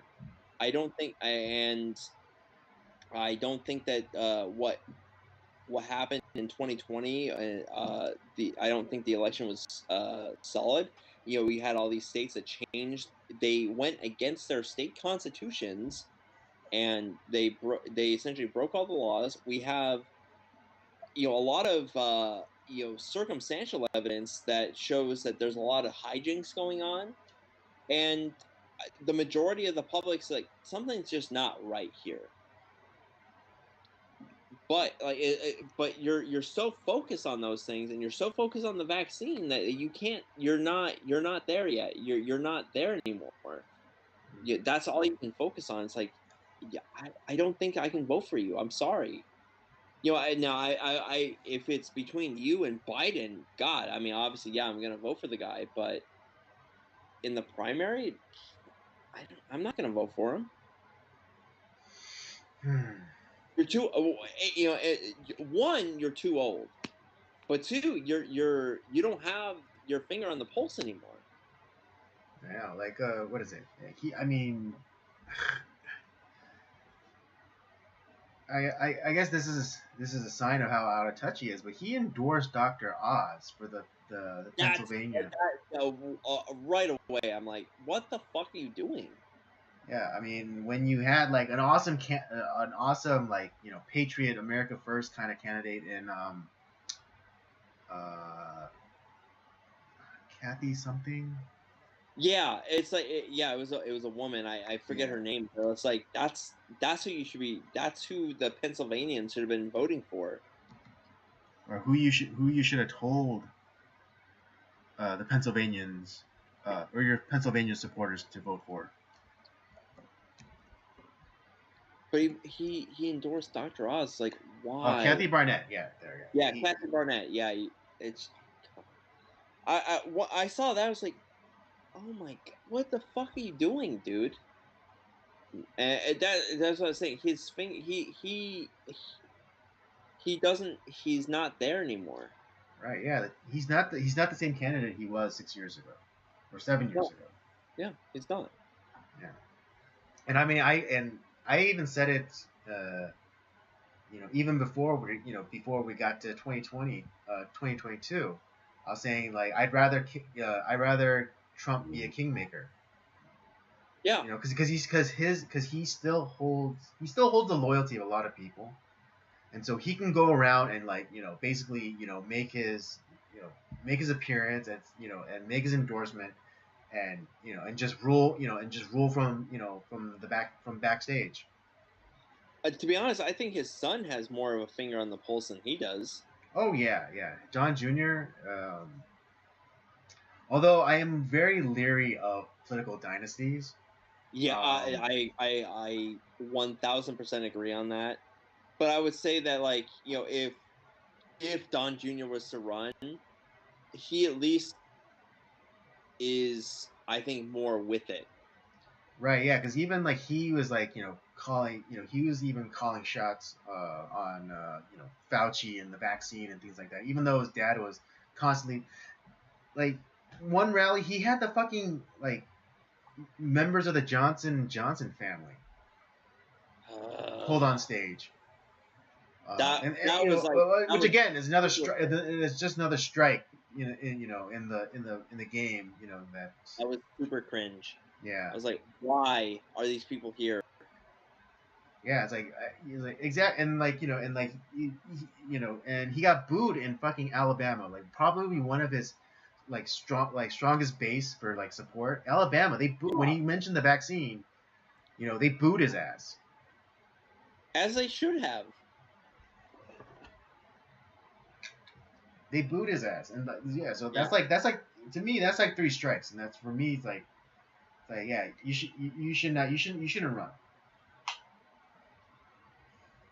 But yeah, it's like one, he's too old. Two, he doesn't have his finger on the pulse anymore. Uh, so like I said, in the primary, I'm not voting for him. And to be honest, I'm kind of hoping the guy doesn't run. Yeah, I mean I hope that too, but it's likely that he is gonna run. Yeah, I like I said. Um, Now, like I said, in the general, if it's between him and Biden, or whatever other Democrat. I mean, there's no fucking way I'm voting for the Democrat in right. any way. Mhm. Uh, I'll take my I'll take my chances with Trump, but like it's just like, man, but in the primary, there's no fucking way I'm voting for him. Yeah, I mean yeah, and I don't know who I'm gonna be voting for. I don't even know if I even get a chance to because I'm registered as independent, so That's technically so true. You're technically right. that is a party, but there's like never a really good candidate. You get thrown in that like Ralph Nader, uh, Yeah, Ross Perot lane. yeah. Although Nobody cares technically, about you, Andy. independent is a political party. It is, but Yeah, nobody cares about you, but nobody Andy. cares. Yeah, where's my representation?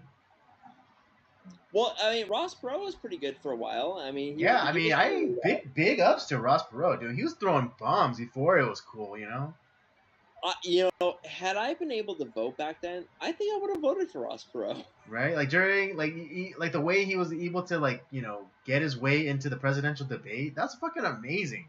Like and a third party candidate too. He was a legit candidate. He was Yeah. not. He wasn't Right? fucking around. And he was lifting veils off like how the system works and talking about like donations like on live TV and it's like holy fuck.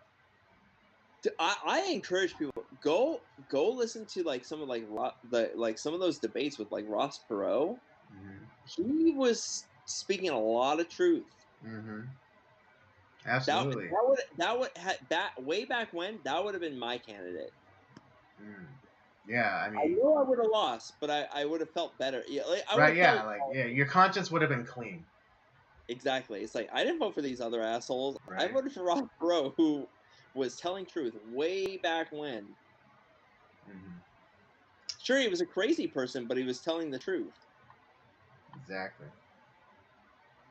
But Is yeah, in it terms of right? like 2024, I know I don't necessarily want it to be Trump, but I don't want it to be DeSantis either. Why would you say that? I'm curious. Because I You don't think think it's genuine? no, not that I don't think he could win, but right No, now no, I'm not saying like. Do you think that he's genuine in what he's saying? I believe so. I do believe that I do believe he's being genuine. Um, but I don't want to lose. I don't want to potentially lose a Republican stronghold of Florida. Okay, so you like what he stands for. You think that he's genuine, but you don't think that he's ready for to be a president. Not necessarily not ready, but I understand the important strategic part that he plays in like the whole, uh, you know, reforming of this country. You would rather him stay as a statesman instead of like as far as like being the Right. leader I'd of the. rather him like hold the line in Florida, and then like all and like kind of have and kind of like kind of grassroots this thing and like get uh more Support. like more support through like by the takeover of other states. Okay, I see what you're saying. So Because I think Florida is a very crucial it's a very crucial territory to hold. well, I mean, it's been a swing state forever. Yeah, no, exactly. And so like I think we need to keep Florida. We need to keep Florida, and then like Republican. Even though I'm not a Republican, I think Republicans and other like right leaning conservative type people should be just hammering these blue states, and at the very least try to get them to purple, if not flip them. It's happening, dude. I do feel like that there is a lot more of there's a lot more purple than we think. Yeah, I mean, just look at what happened in very deep blue San Francisco. They fucking overturned DA, a Soros-backed DA, by the way. And interestingly, That was I didn't even know about this, but his Chester he Dean. yeah. I was shocked when that happened. I was like, no Yeah, way. and just the shit that I found out about this guy was Oh, crazy. dude, he is. Dude, That guy. he comes from a lineage of fucking leftist lunatics or leftist terrorists. Actually, his Who was parents, on? both of his parents were in the Weather Underground. Who was on his case from the very beginning? Hmm. Dinesh D'Souza. I'm not surprised. Yeah, and it's like he's like, you gotta watch out for this guy. This guy, his not only is his lineage, but his personal record and who he's being funded by is like it's you gotta watch out for this guy. And the fact that like he's done all this stuff, uh, it's all part of the leftist plan.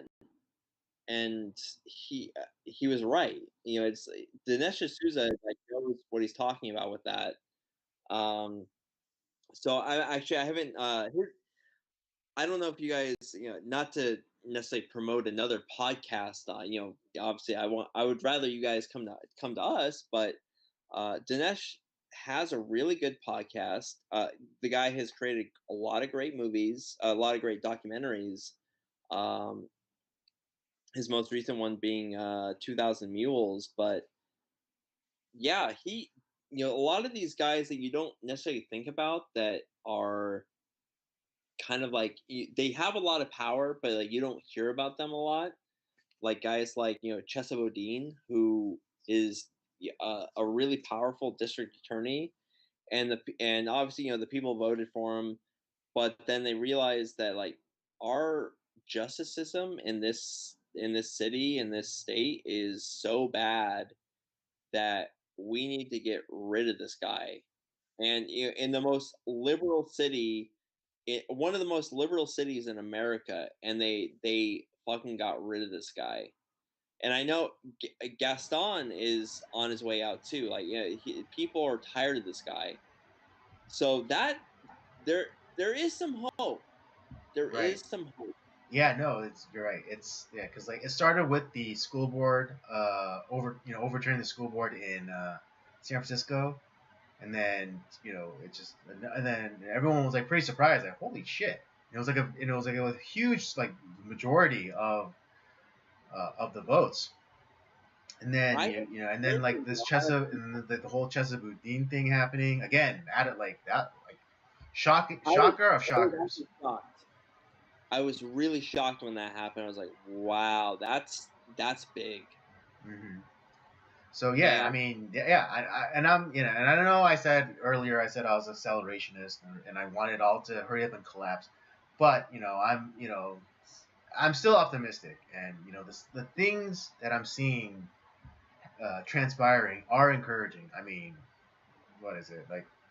Even with like in Virginia, when they when they elected Glenn Youngkin, Republican, and then all in like kind of like the whole school board like movement kind of really kind of started out from the Bowdoin County in Virginia as well. Um, yeah, like, but and Duncan was not necessarily the guy, uh, and because he was kind of like the middle of the road kind of whatever, talking about oh, tax breaks and blah blah blah. It's like mhm. no one cared about him. It's like until he finally figured out, it's like, oh, the people care about The the kids, school. They right? care about like these things, the cultural issues. hmm Oh, okay, I get it now. Right. I mean, of course, I think he was helped out too because Terry McAuliffe totally fucking swallowed his leg. When he said like parents shouldn't be involved in their kids' education. And That's these that, and guys, that's where Terry McAuliffe lost. That's the these exact guys, moment. these guys have made parents a uh, a political group. Oh Are you yeah, stupid? Are you stupid? obviously, because yeah, because like it's what is it? It's it's the reverse Batman Rises. Where it's Yeah, this. It's like oh, victory has defeated you. Yeah, these Democrats they've been living high on the hog this entire time. So yep, yeah, so like they took over everything. They took over the culture. They took over entertainment. They took over the academy. They took over politics. And so now and they've been ruling all this time. And just as Bane said, like victory has defeated them. victory has defeated you. That's a fun. People shit on Dark Knight Rises, but it's a good movie. It is a It's good not the movie. best of the trilogy, Uh-huh. obviously, but like it's still pretty damn good. Yeah, and I mean, I think Christopher Nolan is a secret conservative. I think so. I think you're right on that. Because what was Bane? I mean, yeah, it was all a front, but that isn't that anyone like on the left side like who kind of uses leftist ideology like and like Bane was basically ushering in a socialist revolution. Yeah, Telling people to like rip people out of their homes, like oh look at these rich people and take back what is yours. And You know, I and mean, like, sure, he talked shit about when he was doing like the Dick Cheney movie or whatever. uh-huh. It's like he said, and to be honest though, what he said about Dick Cheney is not wrong. Right. Because Dick Cheney's terrible. Now looking back on like that whole administration, it's like, yeah, you know what? I don't disagree. Yeah, I mean, you're not wrong. You're not wrong. Yeah. Yeah. So I think Chris Nolan is a secret conservative. Well, and think about some of the movies he did, like Equilibrium, which is Mm-hmm. essentially Fahrenheit, like like a Fahrenheit 451 type of movie, where it's like he is rebelling against the ruling class. He's part of the he was one of the highest up in the ruling class, but he took out Robert the Bruce. Yeah. But yeah, it's like you have that, like you have like 310 to Yuma, you have the whole Dark Knight trilogy. I think you might be right. He's a crazy person, but he also might be a secret conservative. Not Christian Bale. Chris Nolan. Oh, Christopher Nolan. Yeah. Oh, that. Oh, I thought you said Christian Bale. No. Chris Nolan. Yeah, that's why I was getting confused because. But yeah, I think Chris Nolan is a secret conservative. Oh, okay. I see what you're saying. Yeah, you might be right on that. Yeah. No, I'm a little leery of Christian Bale, especially knowing that his mother is fucking Gloria. No, his stepmother is Gloria Steinem, like the famous feminist. Are you fucking serious? Really? No, I'm not. It's you can look it up on his Wikipedia. Get the fuck out of here! I didn't know that. Yeah, his stepmother is Gloria Steinem. Oh, I thought you said Christian Bale. I was like, maybe. No. Chris Nolan. Christopher Nolan. Okay, Christopher Nolan. Okay. Oh, sorry about that. Yeah, you might be right on that. Because a lot of his movies definitely have that bent to them. Mm-hmm. Yeah, well, let me just confirm this really fast. Yeah, I was like, wait, Christian Bale? Like, maybe.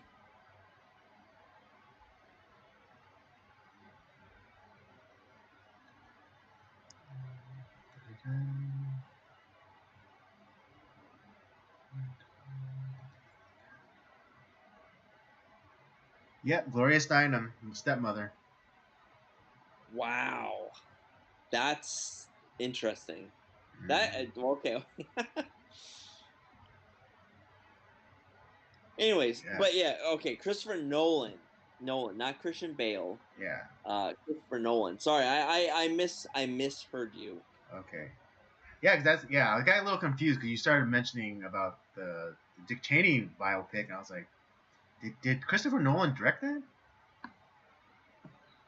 Yeah, that's why I was like, I swear I heard Christian Bale. I was like, I mean, maybe. And I was like, it's like, Right. but no, sorry, Christian Bale or Christopher Nolan. Yeah, Yes, Christopher Nolan. I would kind of agree with that. Okay. Though I do like Christian Bale, even though he is a crazy person. Yeah. Okay. It's kind of like why I still like Tom Cruise, even though I know he's a crazy person. Right.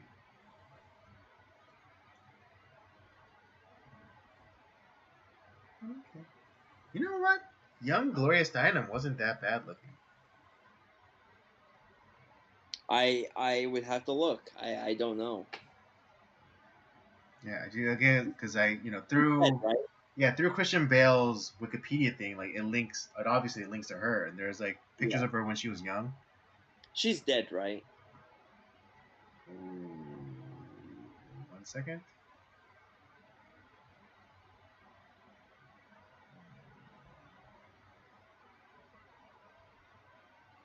Nope, still alive.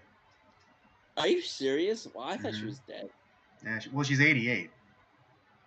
Oh, she's a lot younger than I expected. I thought she was like almost 100. No. Shows what I know. I thought she was like in her almost 100 years old. Jesus. I could see why you would think that, but no, she's still alive.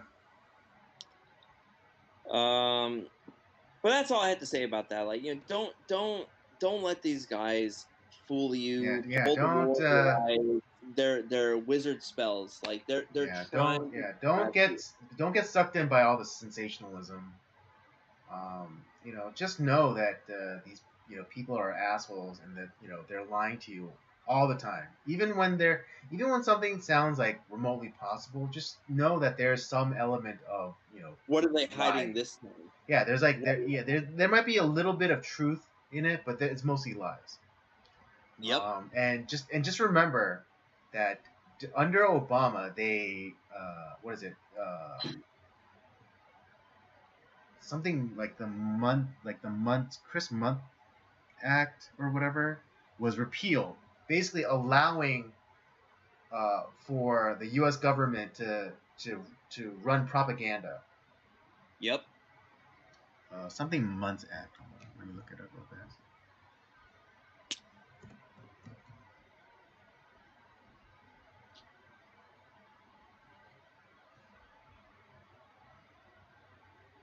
All right, Smith-Mundt Act passed 2011, 2012.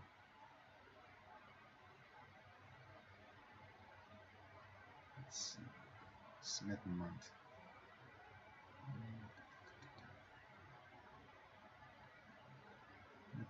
Amendment amends the U.S. Information and Education Exchange Act of 1948 to authorize the Secretary of State and the Broadcasting Board of Governors to provide for the preparation and dissemination of information intended for foreign audiences abroad about the United States, including about its people, its history, and the federal government's policies, through press, publications, radio, motion pictures, the internet, and other information media, including social media, and through information centers and instructors. That's terrifying. You're telling me. So the propaganda that they would put out to the world, this act now allows them to disseminate it in amongst U.S. citizens.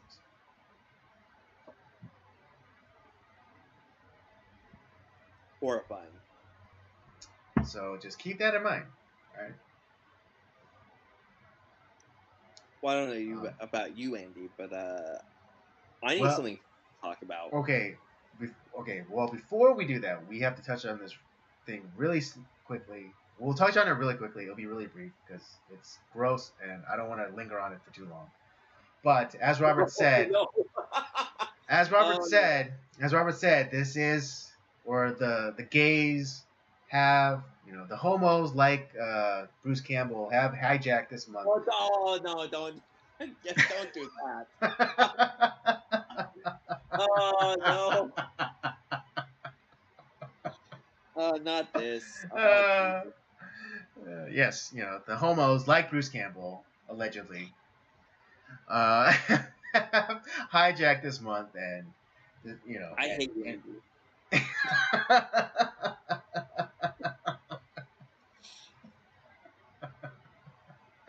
and have co-opted this month to claim as their own, and in that spirit, or at least, and so have many what is it? Many company here in the U.S. have also usurped it for profit motives. Postmates, the food and whatever you need delivery service, has put out an ad saying that with the consultation of doctors, have compiled a list for bottom-friendly people.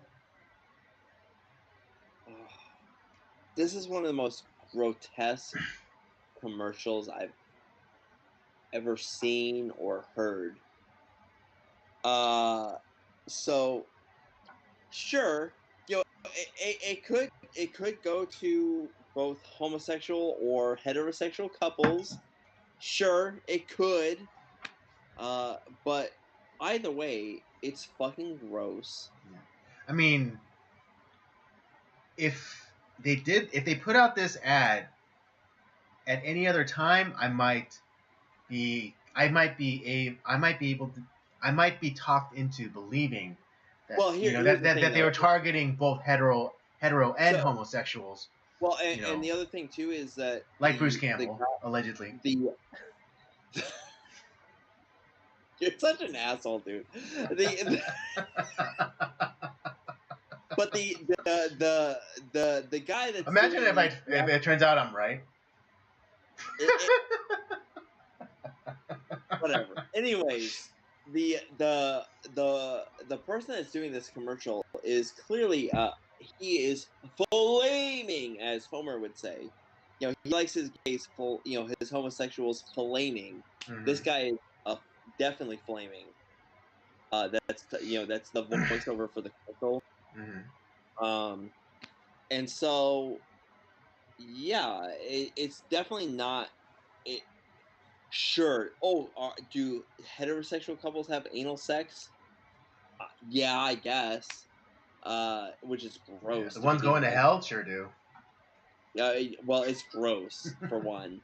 I know, and people don't realize, like, because of pornography, it's like that takes a lot of prep work. All right, you got you have to you got to clean that shit. You have to clean your butthole out, and yet you have to do that thing, like that stuff that men take before their colonoscopies. They gotta do that shit. They have like enemas done. Yeah, no, exactly. They gotta get cleaned out, dude, because that's like fucking gross. That's how botulism gets spread. Even with all the work that's done, it's still fucking gross. I'm sorry. I'm no prude, but anal sex is fucking gross. It's gross. It's an abomination. And the other thing that they tell you too is that is not where anything is supposed to. Stuff that comes out, sure, but stuff's not supposed to go in. Yeah, that's an exit only. That is a muscle that does not. It is not built for that, and it doesn't come back. So a lot of old gay or people women who engage in a lot of anal sex, or guys who love their anal sex, that muscle doesn't come back. And if you engage in a lot of that, when you're older, you have to wear an adult diaper. Yeah, because you better stock up on some Depends. You shit yourself. It's not like Joe Biden where he's just like old and incontinent, but like you have Jerry no Nadler. muscle. You have no muscle there, and you shit yourself without realizing. So there's that.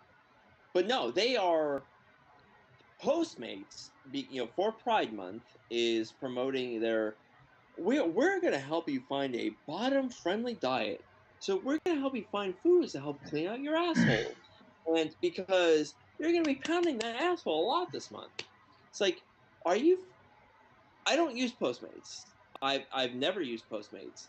But if I did, neither have I. I would have immediately ended my subscription with Postmates at this point, because that is fucking gross. And that'd be a reasonable response.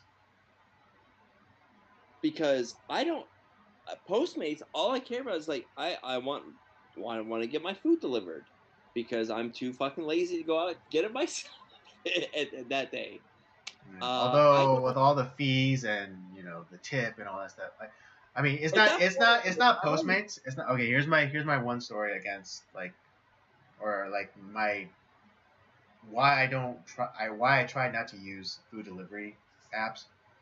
But one time I was at home. I didn't have a car, but I wanted to have lunch, and what is it?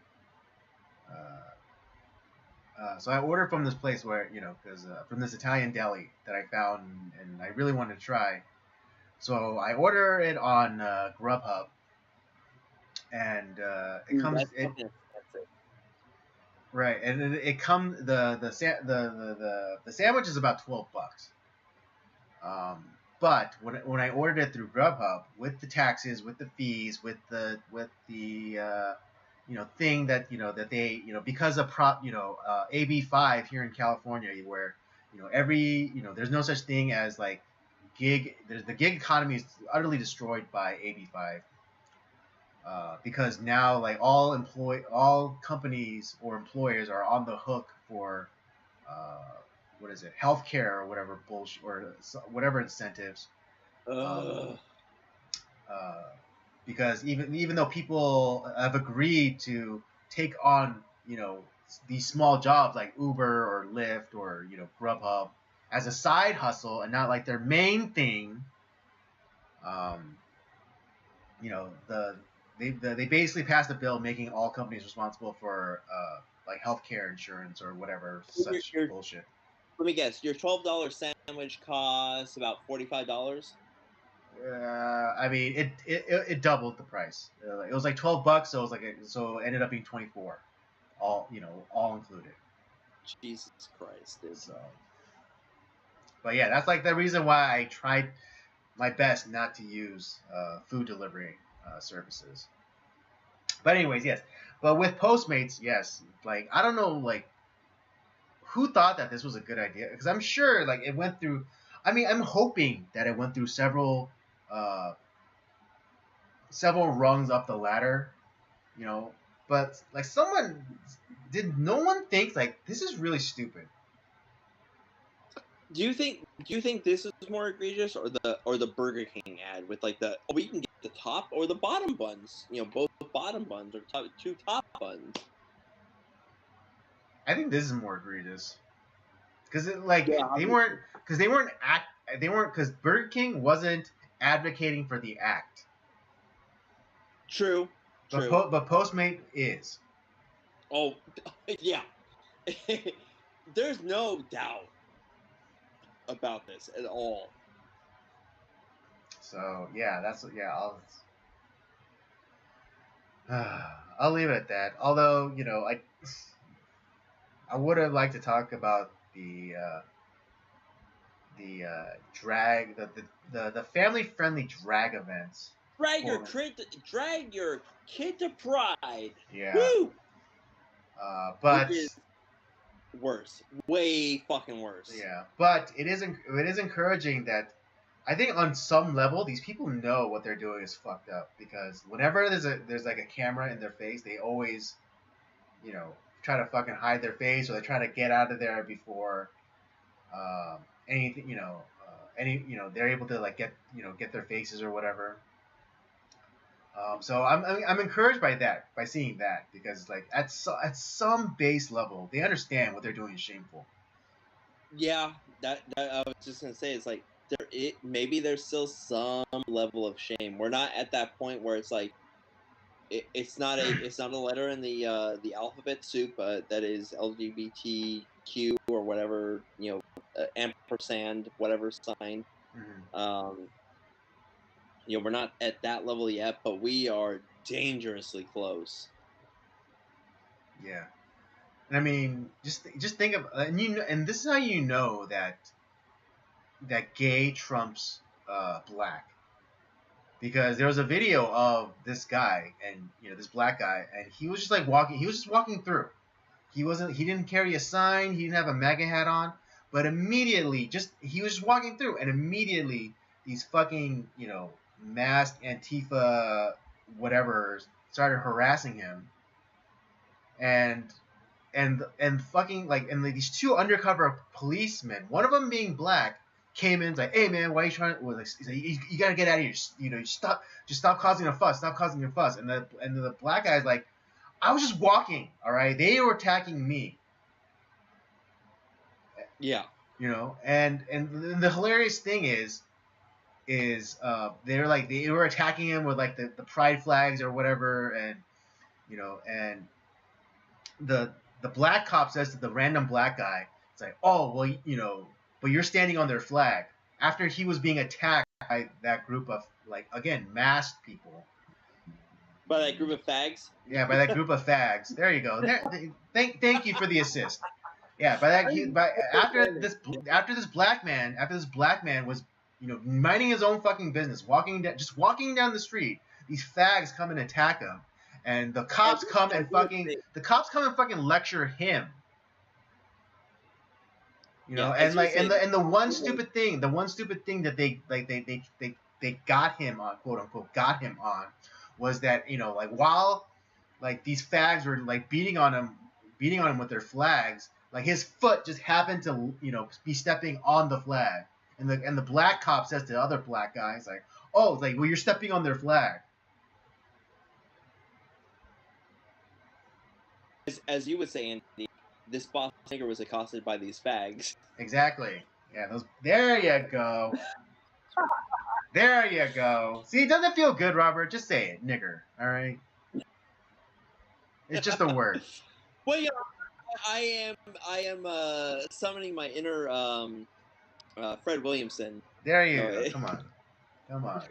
All right, it's just a word. All right. Oh, I agree. It's just not a word that I like to use. They can't cancel you for saying a word. I mean, they can, but it's like, who the fuck cares? They can't cancel if you don't care. Yeah, exactly. You can't cancel if you don't care. That word was not used in hatred. Exactly. I was supporting this black man who is you were supporting that nigger, all right? who is a boss who was accosted by these fags, who were terrible people. There you go. And I don't like anal sex because it's gross, and it's if you want to wear diapers for the rest of your life, go for it. Yeah, and then douse yourself in lavender cologne to cover up all the shit smell. I mean, I guess anal sex is better than cutting your penis up to become a fake vagina, but Ew. But yeah, not much better. Yeah, no, it's not much better. It's not much better. Anyways, all right, let's okay. That's all I wanted to say. I only wanted to briefly approach this subject. Let's get to our movie review, and we'll wrap this up. I want to talk about this great movie that we're going to be talking about. Yeah. Yeah. All right, we're on to our movie review. Just to remind you guys again, tonight's movie review is Donnie Brasco, starring Johnny Depp and Al Pacino, and Michael Madsen and Bruno Kirby, who, if you're not aware, he plays the young Clemenza in Godfather Part 2. But let me hit y'all with the synopsis and we'll get underway.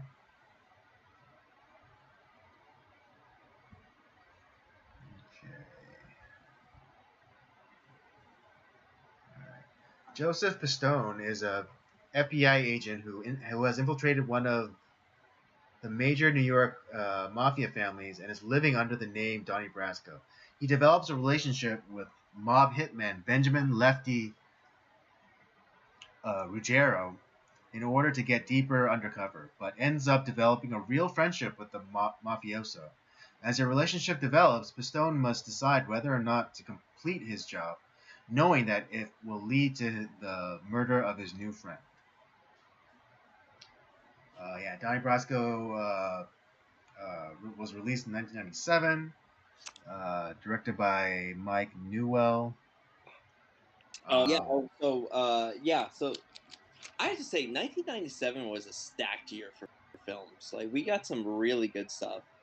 Fifth Element, Men in Black, this movie. I mean, some people would argue Titanic. Fucking Rose. I know, right? There was room for both of them. All right, there's room for both of them. Fuck that movie. I hate Titanic. It's so bad. anyways, yeah, Mike Newell was the director of this film. Kind of a journeyman director. Did a lot of TV stuff. Did a lot of kind of more small films. But he did have success with films like Donnie Brasco. He was also the director of Four Weddings and a Funeral, which is a pretty famous comedy. I haven't seen it myself, but I know a lot of people talk about it. Yeah, same here. And Harry Potter and the Goblet of Fire. So he was part of the Harry Potter universe. Oh, really? Yeah, I actually didn't know that. I didn't know Mike Newell did one of those films. So we got that. It stars Al Oh, Pacino yeah. as I actually Lefty. liked that movie. It was very, it felt very Empire-esque. Empire Strikes Back. With a Goblet of Fire. Yeah. Yeah, it's a good film. And the one thing I had to say about a quick aside, the Harry Potter films, like I had to say they did a really good job of presenting the universe. Like honestly, the way that I pictured, because I read all the books, like before, like I saw the movies, and the way that I pictured them is the way it was presented in the film. I was like, I'm shocked. Like it feels like they went into my mind and they put it on film. It was crazy. Hmm. Um, so there was that. The movie stars Al Pacino as Benjamin Lefty Ruggiero. Johnny Depp is Joe Pistone, or as we know him as Donnie Brasco. Supported by guys like Michael Madsen as Sonny Black. Bruno Kirby was a guy played Nicky. Bruno Kirby, like he's a guy that he's one of those great character actors that's been in a bunch of shit. It's like, oh yeah, I know that guy. He's been in yeah, he said Godfather 2. He's been in He was he in Good was in Morning When Harry Met Vietnam. Sally. He was in When Harry Met Sally. Yeah. It's like, oh, and he unfortunately he died not that long ago from leukemia, like 2006. So that's kind of sad to hear. Mm-hmm. James Russo played Polly, and Mm-hmm. Anne Heche, who played Mrs. She was Mrs. Maggie Pistone, Mm-hmm. Mrs. Joe Pistone. And the movie is actually based off of a true story. Some people say loosely based, and I would agree that some of it is loosely based, but there's actually a lot of truth to the story, movie wise, to the real story. Mm-hmm. Um, the actual in real life, the actual friendship, where there was actually a really close relationship, was not necessarily with Joe Pistone and Lefty. It was actually Joe Pistone and Sonny Black. That's where in the real life, that's where the relationship really was. Mm-hmm. He did feel a very close connection to Sonny Black. Sonny Black really liked Donnie Brasco a lot, and uh, Joe Pistone actually was on this case. He was in that this. He did this case for 6 fucking years. Right. In You know, the movie, it's sped up much quicker to make it feel like it's only been, uh, it seems like shorter, like maybe at the very most like a year. yeah. Oh no, it was much longer. It was 6 fucking years. Oh my. And this is one of those cases like where this is actually where the FBI was doing real work. It wasn't Mm-hmm. just like we're gonna kind of create our own insurrection, or we're gonna create our own plot, and then we're gonna drag people into it, and then we're gonna arrest those people. That's not that. It's not. This is Right. actual Yeah, FBI work. and yeah, well, in the real story, yeah, it wasn't as though the FBI was trying to infiltrate the mafia. They were actually going after uh, the guys who were robbing trucks. Which again, I didn't get to complete that documentary thing that you sent me, Yeah, but but yeah, they were trying to infiltrate this truck ring that was going on, which had in the 70s. I mean, these were trucks that were carrying like millions of dollars of merchandise, and what they found is like, oh, there's something bigger here, let's try to infiltrate this ring, and it's the mafia that's doing it. Okay, let's see if we can get a guy in there to infiltrate them, and let's take these guys down, because it was a big fucking case, and Joe Pistone gave up 6 years of his life doing this, and there was actually real fucking danger. He even said that there were times where, like, if I had slipped up in any way, I would have been killed. Yeah, like, he actually was in situations where he had to kind of, you know, create a circus act in a lot of ways to, like, kind of deflect criticism away from him, Right. to show that he was not he was one of them, but he wasn't. Mm-hmm. That takes some major fucking balls.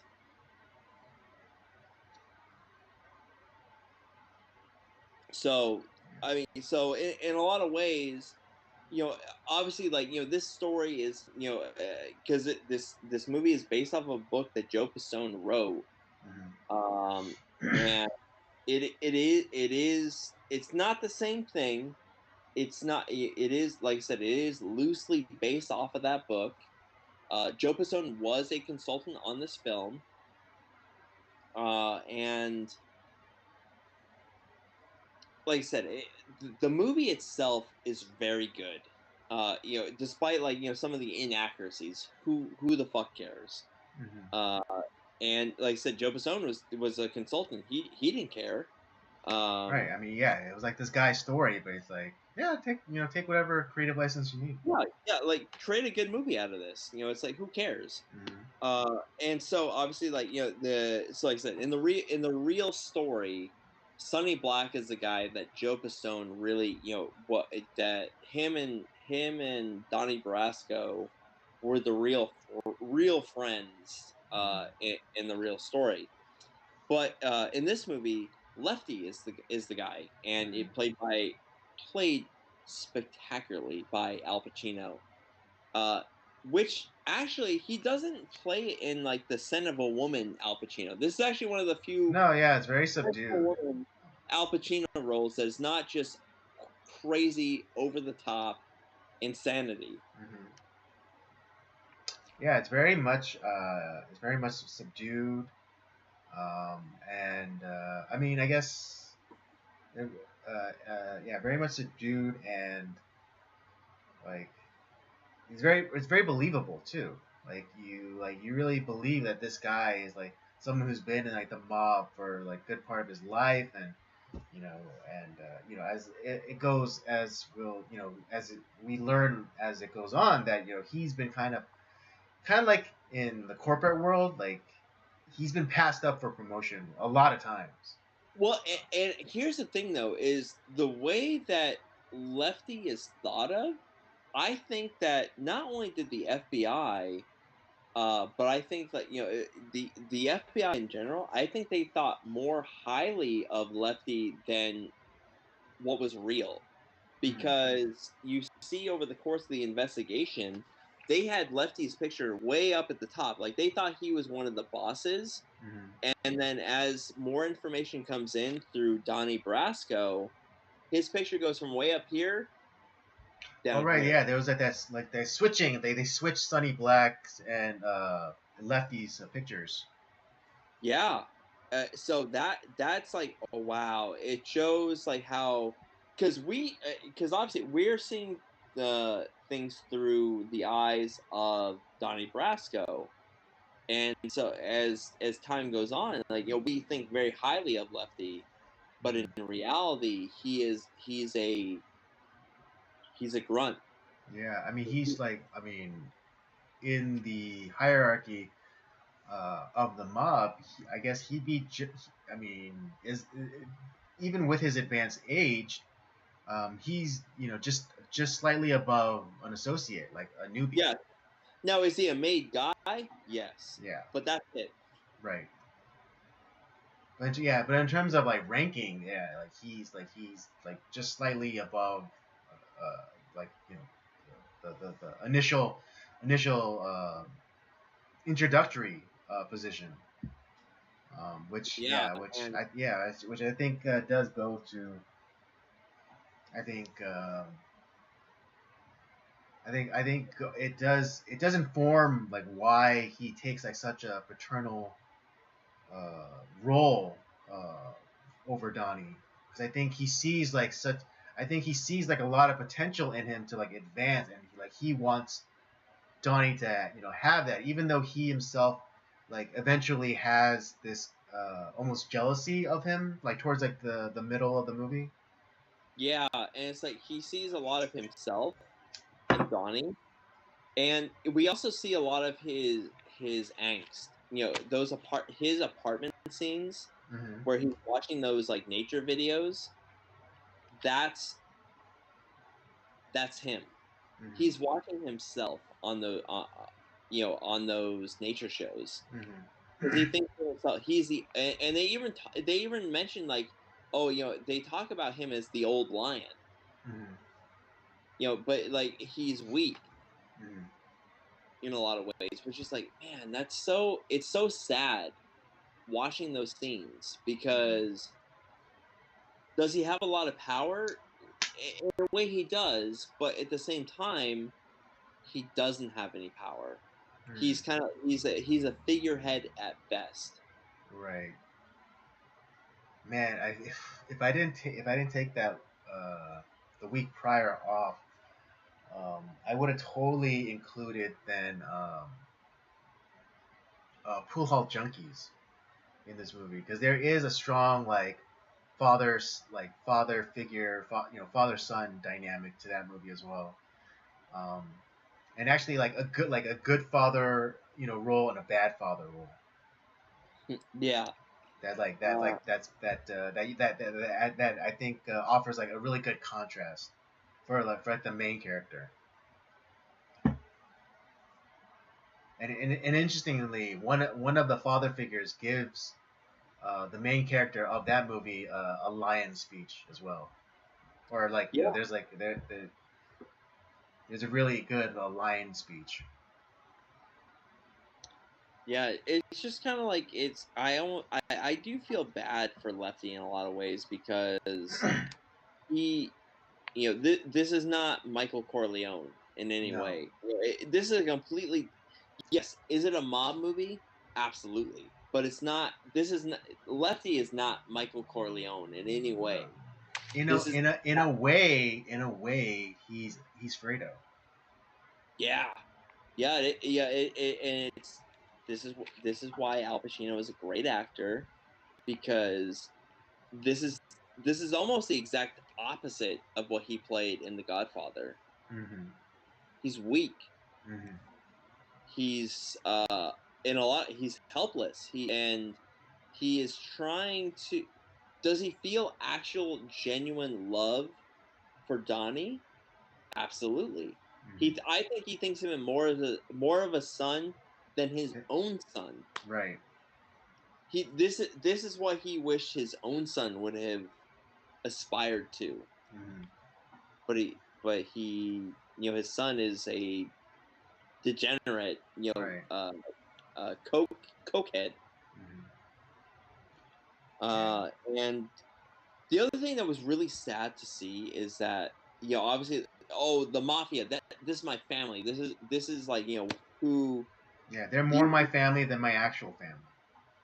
guess who was at the hospital when his son was on his deathbed? Mm-hmm. Nobody. Nobody. Well, the Yeah. only person that showed up is Donnie. Mm-hmm. That's right. Yeah. Not, Because not, what is it? Yeah. Because Lefty gave him like that big speech about like being part of the family. And it's like, oh, they're your family more than your actual family. But it's like, where was that when Lefty's kid OD'd or whatever? It's like no, yeah. yeah, no, yeah, nobody but Donnie came. And think about it too. I don't think anybody ever visited Lefty in his apartment. I don't think anybody ever came over there. Right? Yeah. Because like I mean, like yeah, they hang out at that bar or whatever. But kind of like kind of like in Goodfellas, like the capos, they would invite their men over to like their place for dinner and stuff like that.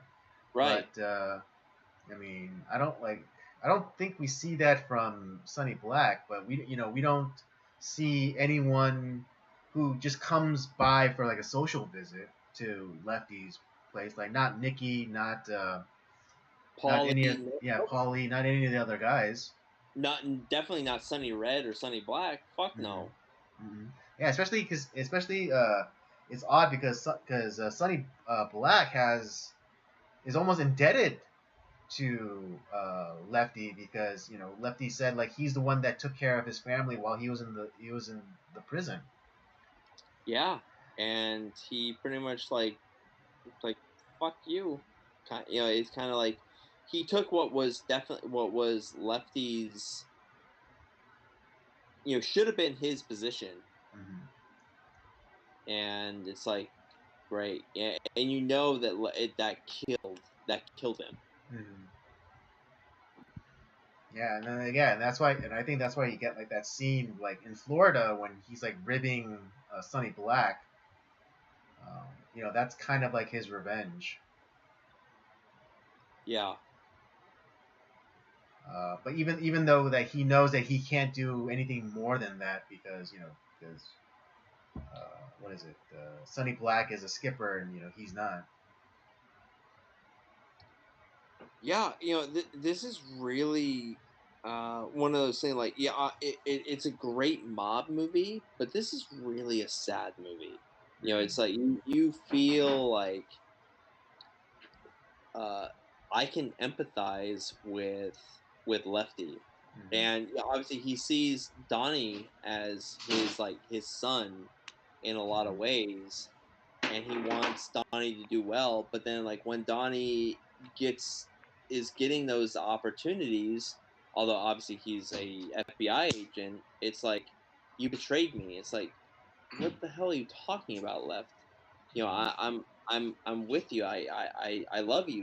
You're my friend. You're my best friend. And that was actually genuine. Like Right. Yeah.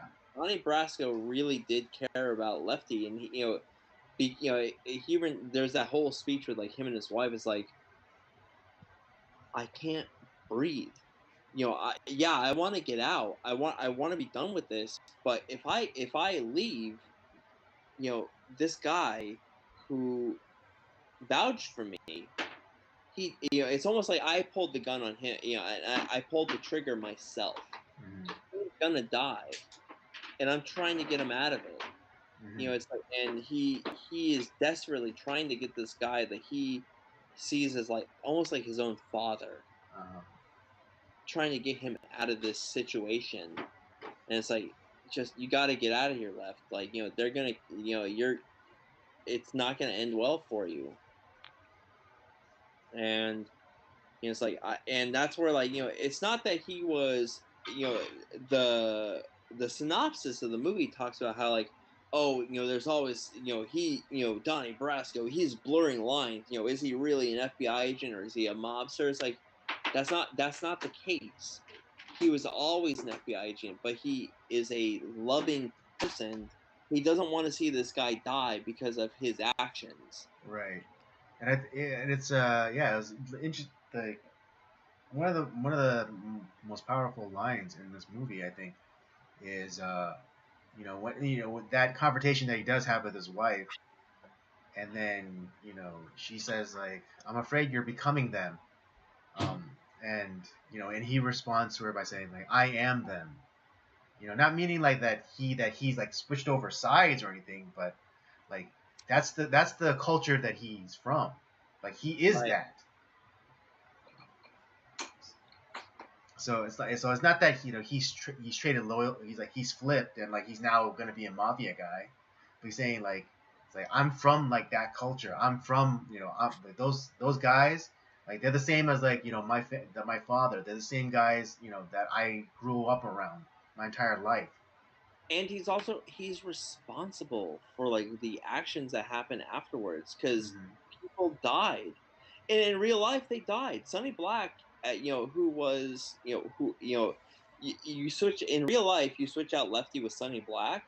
Sonny Black got the same treatment that we assume Lefty did in the movie, where they cut off his hand and they dumped him and they killed him and they dumped him in the river. That's what happened. That's what happened to that's what happened to Lefty too in the movie.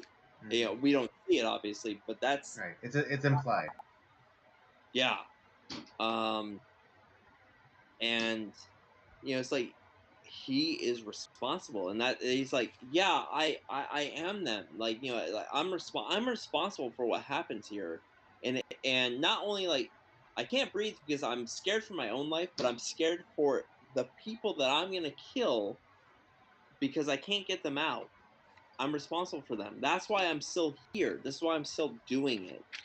Not because like I want to be a gangster, but because I want to get these people out of there alive.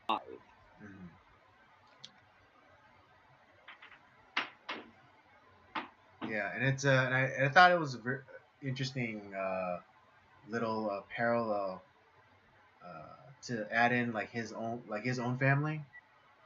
Yeah. Joe Pistone's family, and like how like he is kind of failing his family, but like not because that he's a horrible person or whatever, but he's doing a job right now, and and it's like, and it's kind of like, and there's almost like this mirroring that happens because like the FBI is kind of like the mob, where it's like like once you're in, and you have to finish this job, and and like your first loyalty is to the bureau, and not your family.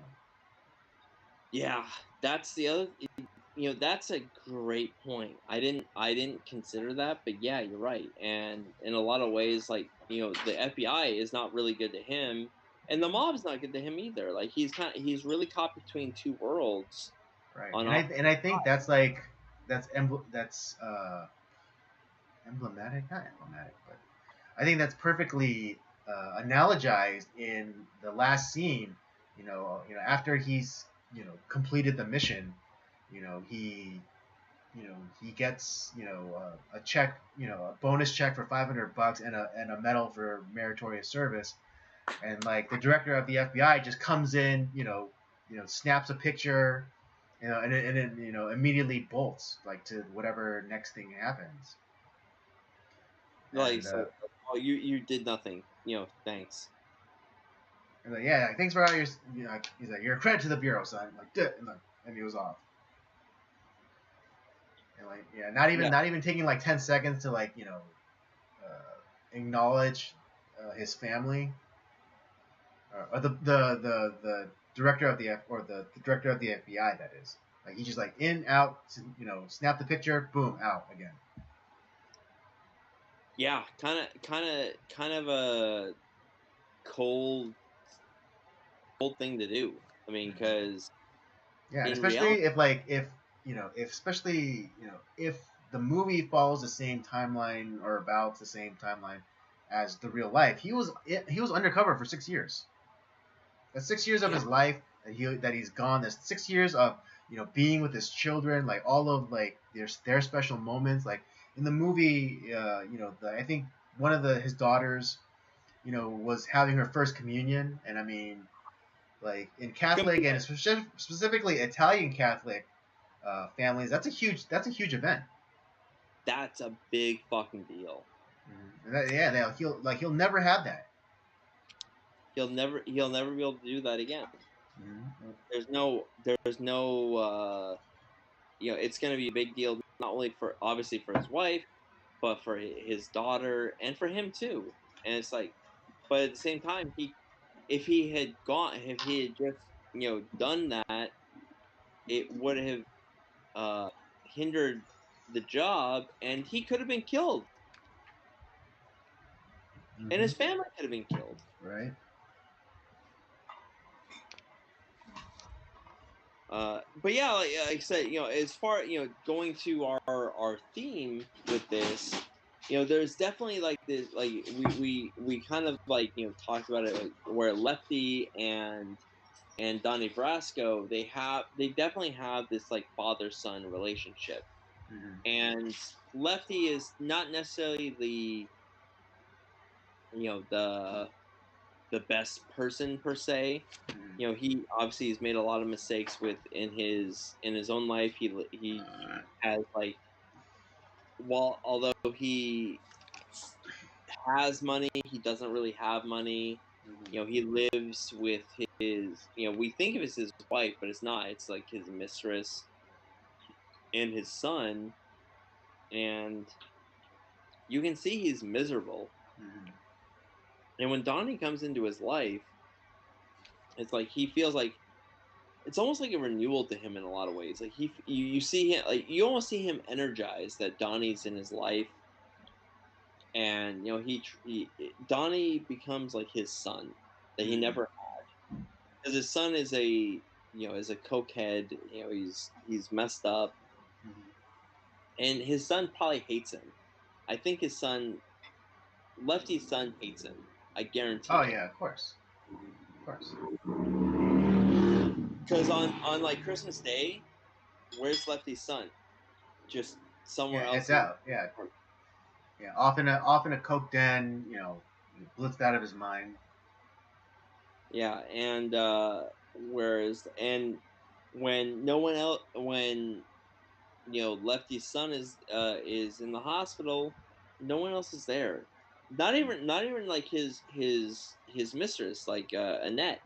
Mhm. The only person there is Donnie, and that Mhm. that that genuine scene of like where he is really hurting, and is like, and Donnie's like, I don't care if you beat the shit out of me. I'm staying right here. I'm gonna be right next to you. And he genuinely says, I love you, Donnie. It's like, wow, that's a big fucking deal. Right. Because he's not an emotional guy. No, I mean, yeah, he's a mob hitman. So like, what, he had like 26 kills under his belt. Yeah.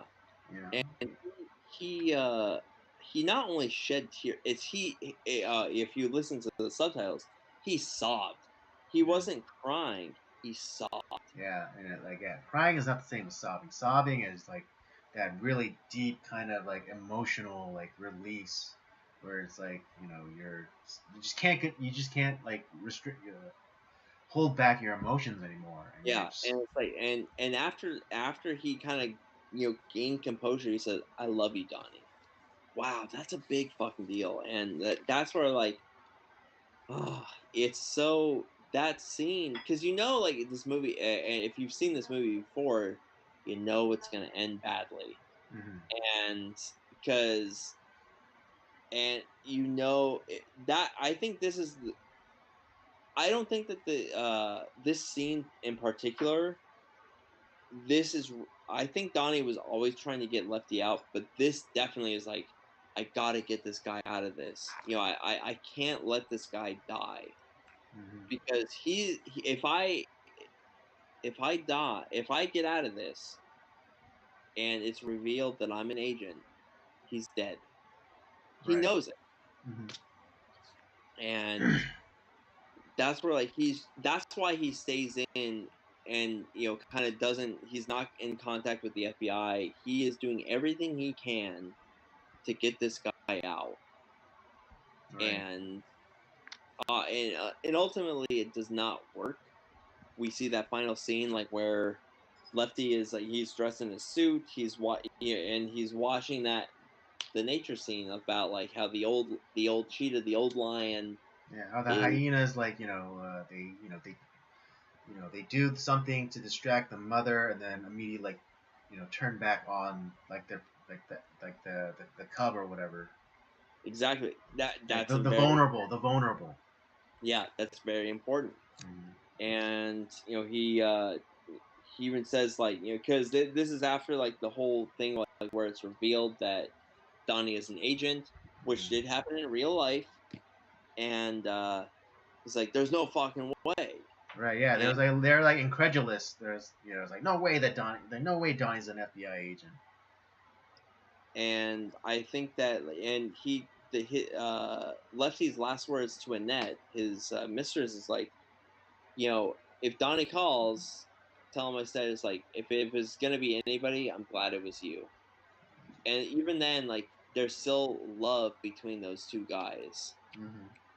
He doesn't blame Donnie in a lot of ways, which is kind of like, wow, that's a huge deal. He's like, I'm glad it was you that, you know, the reason why I'm dying, I'm glad it was you. Because he's dead. You know, Right, yeah. his cut off, he is, you know, shot to death, he's tortured, whatever. He's dead. You know, we know that. But the fact that it's like, you know, there was no regrets. That whatever him and Donnie shared, even though he's not Donnie, that was all genuine. Exactly. And so yeah, this is not a father-son picture, but damn, if it doesn't, like, you know, tug at your heartstrings a little bit, like it's really heartbreaking. Yeah, it's been a while since I watched this movie, but yeah, it's like you know, I kind of forgot how good it was. Yeah, yeah, Although watching it again, you know, many years later, it's not as good as I remember, but it's still good. yeah, you know, and to be honest, like, you know, I'm not necessarily like an emotional guy, but and I didn't do this while I was watching the film, but just talking about it, it's like, man, this is actually a very emotional film in a lot of ways. Yeah, even like, you know, when they go out, you know, when Lefty takes him outside to talk about like how, you know, they want to make him a made man, and like, you know, Yeah. they have to do this thing, and like, you know that Donnie was trying to like talk him into like, hey, you know, You want to talk about boats, Donnie? yeah, What? asking about that boat, and it's like, you know, he wanted to be like, hey, I'm gonna give you money to buy that boat, and you just get out of here. Yeah, forget about it. You know, Forget you're about talking it. about Forget about boats. I'm freezing my balls off here. Yeah, it's like, it. Yeah, and you know, he just wanted to be like, hey, I'm gonna give you the money. Just get out of here. I'll buy you the boat.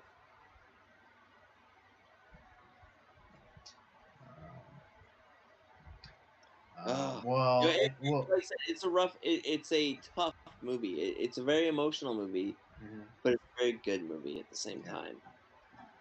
yeah. Yeah, I wanted to mention one of my favorite parts of this movie, and it happens, it's the airport scene, and they're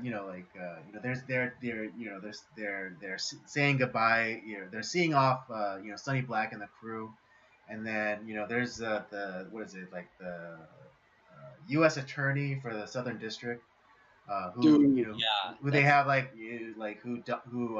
Joe and him have a relationship, so he knows who he is, and that could have been a really big, that could have been a and it could have ruined his cover, but he played it off in, I think, a really funny way, and it's like, hey, Joe Pistola, and like he immediately like punches him, and then Sonny Black's like, hey, what the fuck was that about? It's like, hey, dude try to grab my cock. Yeah. So now in the real story, so there was this scene didn't happen. Where there was actual contention, there was a scene, there was something that happened between him and like between another group where they insulted him.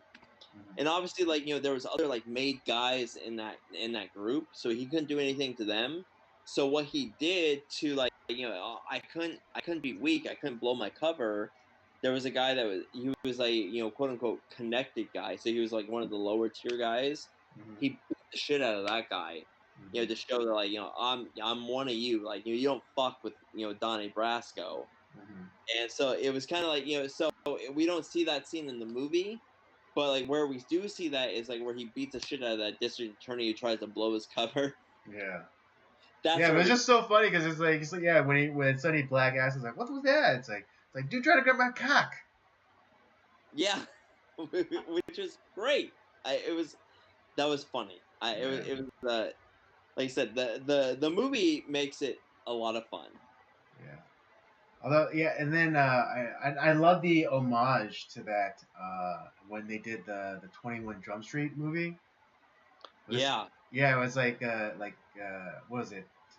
Jonah Hill's character was out with like his high school friends, and they're at the mall, and then like one of his mom's friends comes like, oh hey, like and then he's like telling her like pleading with like, hey, you gotta get out of here, I'm undercover, da da da da, and then like she like and like he shoves her away just as the high school kids come, and it's like, oh man, like you try to touch my penis.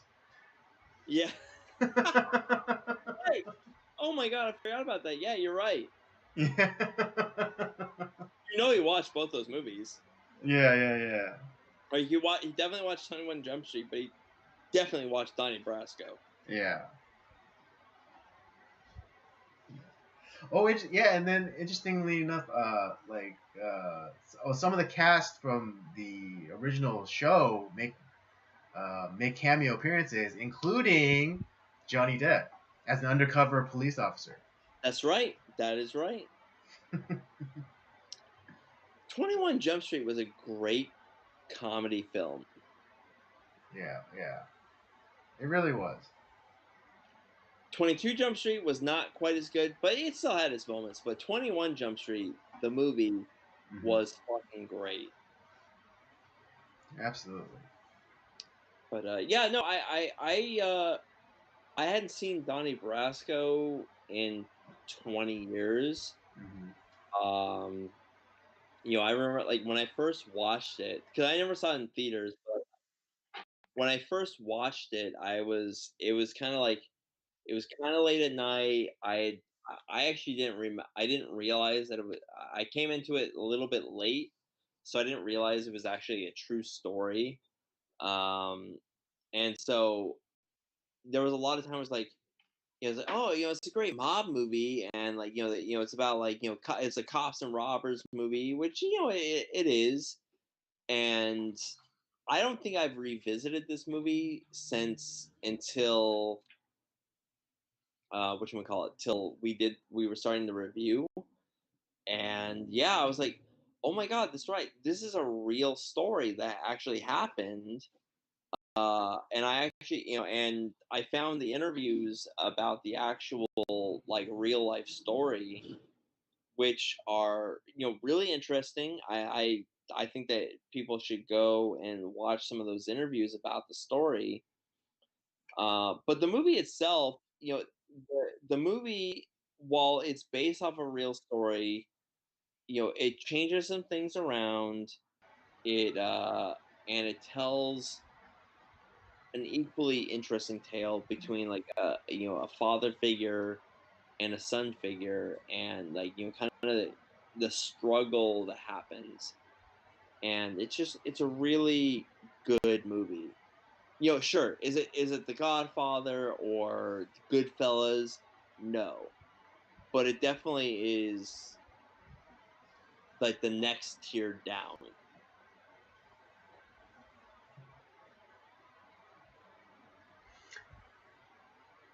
Yeah, I agree.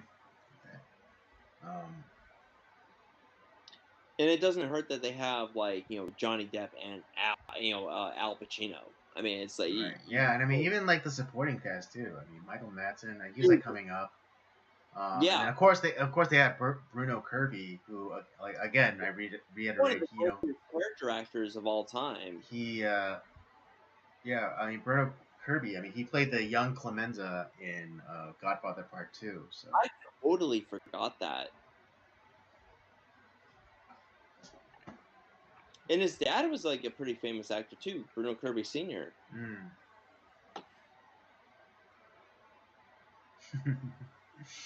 So yeah, I mean, it's like I don't. That's all I have to say about like Donnie Brasco. It's like I said, this is not like a typical father and son film, but there is a father son relationship between Donnie and Lefty, Hmm. and I absolutely love this film. I think more people should watch it, and I really enjoyed myself revisiting it. Uh, in the first time, it's been 20 years since I've watched this film. Yeah, about the same for me too. All right, let's give our ratings and then we'll wrap it up. I'm gonna give this movie a 4 out of 5. I think the cast, it was very well cast. The story was good. It's actually like it's fairly similar to the actual story that happened. Um, some say it's like very loosely based. I don't necessarily agree after watching all the interviews I did about this film, Hmm. and with the actual interviews with Joe Pistone. Like, there's actually a lot of accuracy to what happened. You know, give or take a lie or two. As we found from Sunset. Uh, Hmm. and yeah, but like I said, like the acting was great, the story was great, the stakes that were in the movie that were created in the movie were really great, and yeah, I'll definitely watch this movie again very soon. Yeah, we're of the same mind here. Yeah, I give this a solid 4. Again, whenever I ding a movie, it's usually on the basis of technical things. Um, and there's a little there was a slight pacing issue, I feel. Um, Because it goes a little slow and then bam, bam, bam, bam, and like it punches you, like it's yeah, going like real. and it happens like pretty abruptly. Like what's that expression? Like slow at first, and then all of a sudden, and then all at once. Yeah, that's one of the knocks I have too. All right, there you have it. That's our review for Donnie Brasco. Both Robert and I give this a 4. Definitely a movie to either watch for the first time or to reacquaint yourself with. Um, so yeah, would recommend. Absolutely. All right, that's our stream for tonight. I hope you had a good time. I had a good time. I know Rob had a good time. I hope. I'm not to a blank screen, so it's great. Yeah, I hope. It was worth it after our week off. But come back next. We will be returning next week. So We're gonna just be so doing Friday, which is I'm really looking forward to doing that review. yeah, you wouldn't necessarily think of this movie as like a father-son movie, but It you'd be totally is. surprised. It totally is. Yeah, we're Um, gonna convince you, and we're gonna show you why. yes. So you have to look forward as well. But yeah, thank you for joining us tonight. Please check out the library of other content that we have. The Circular Jerks main podcast, of course. The main podcast, Nocturnal Transmissions, of course, and Rob's Gaming Show, Up by Up Down. Don't forget to follow us on our various social media accounts, Twitter and Letterboxd at PodcastCOJ, and Instagram at Circle of Jerks Podcast. And with all that said, we thank you for joining us. Come back next week and we'll do it all over again. Sounds like a plan. Have a good night.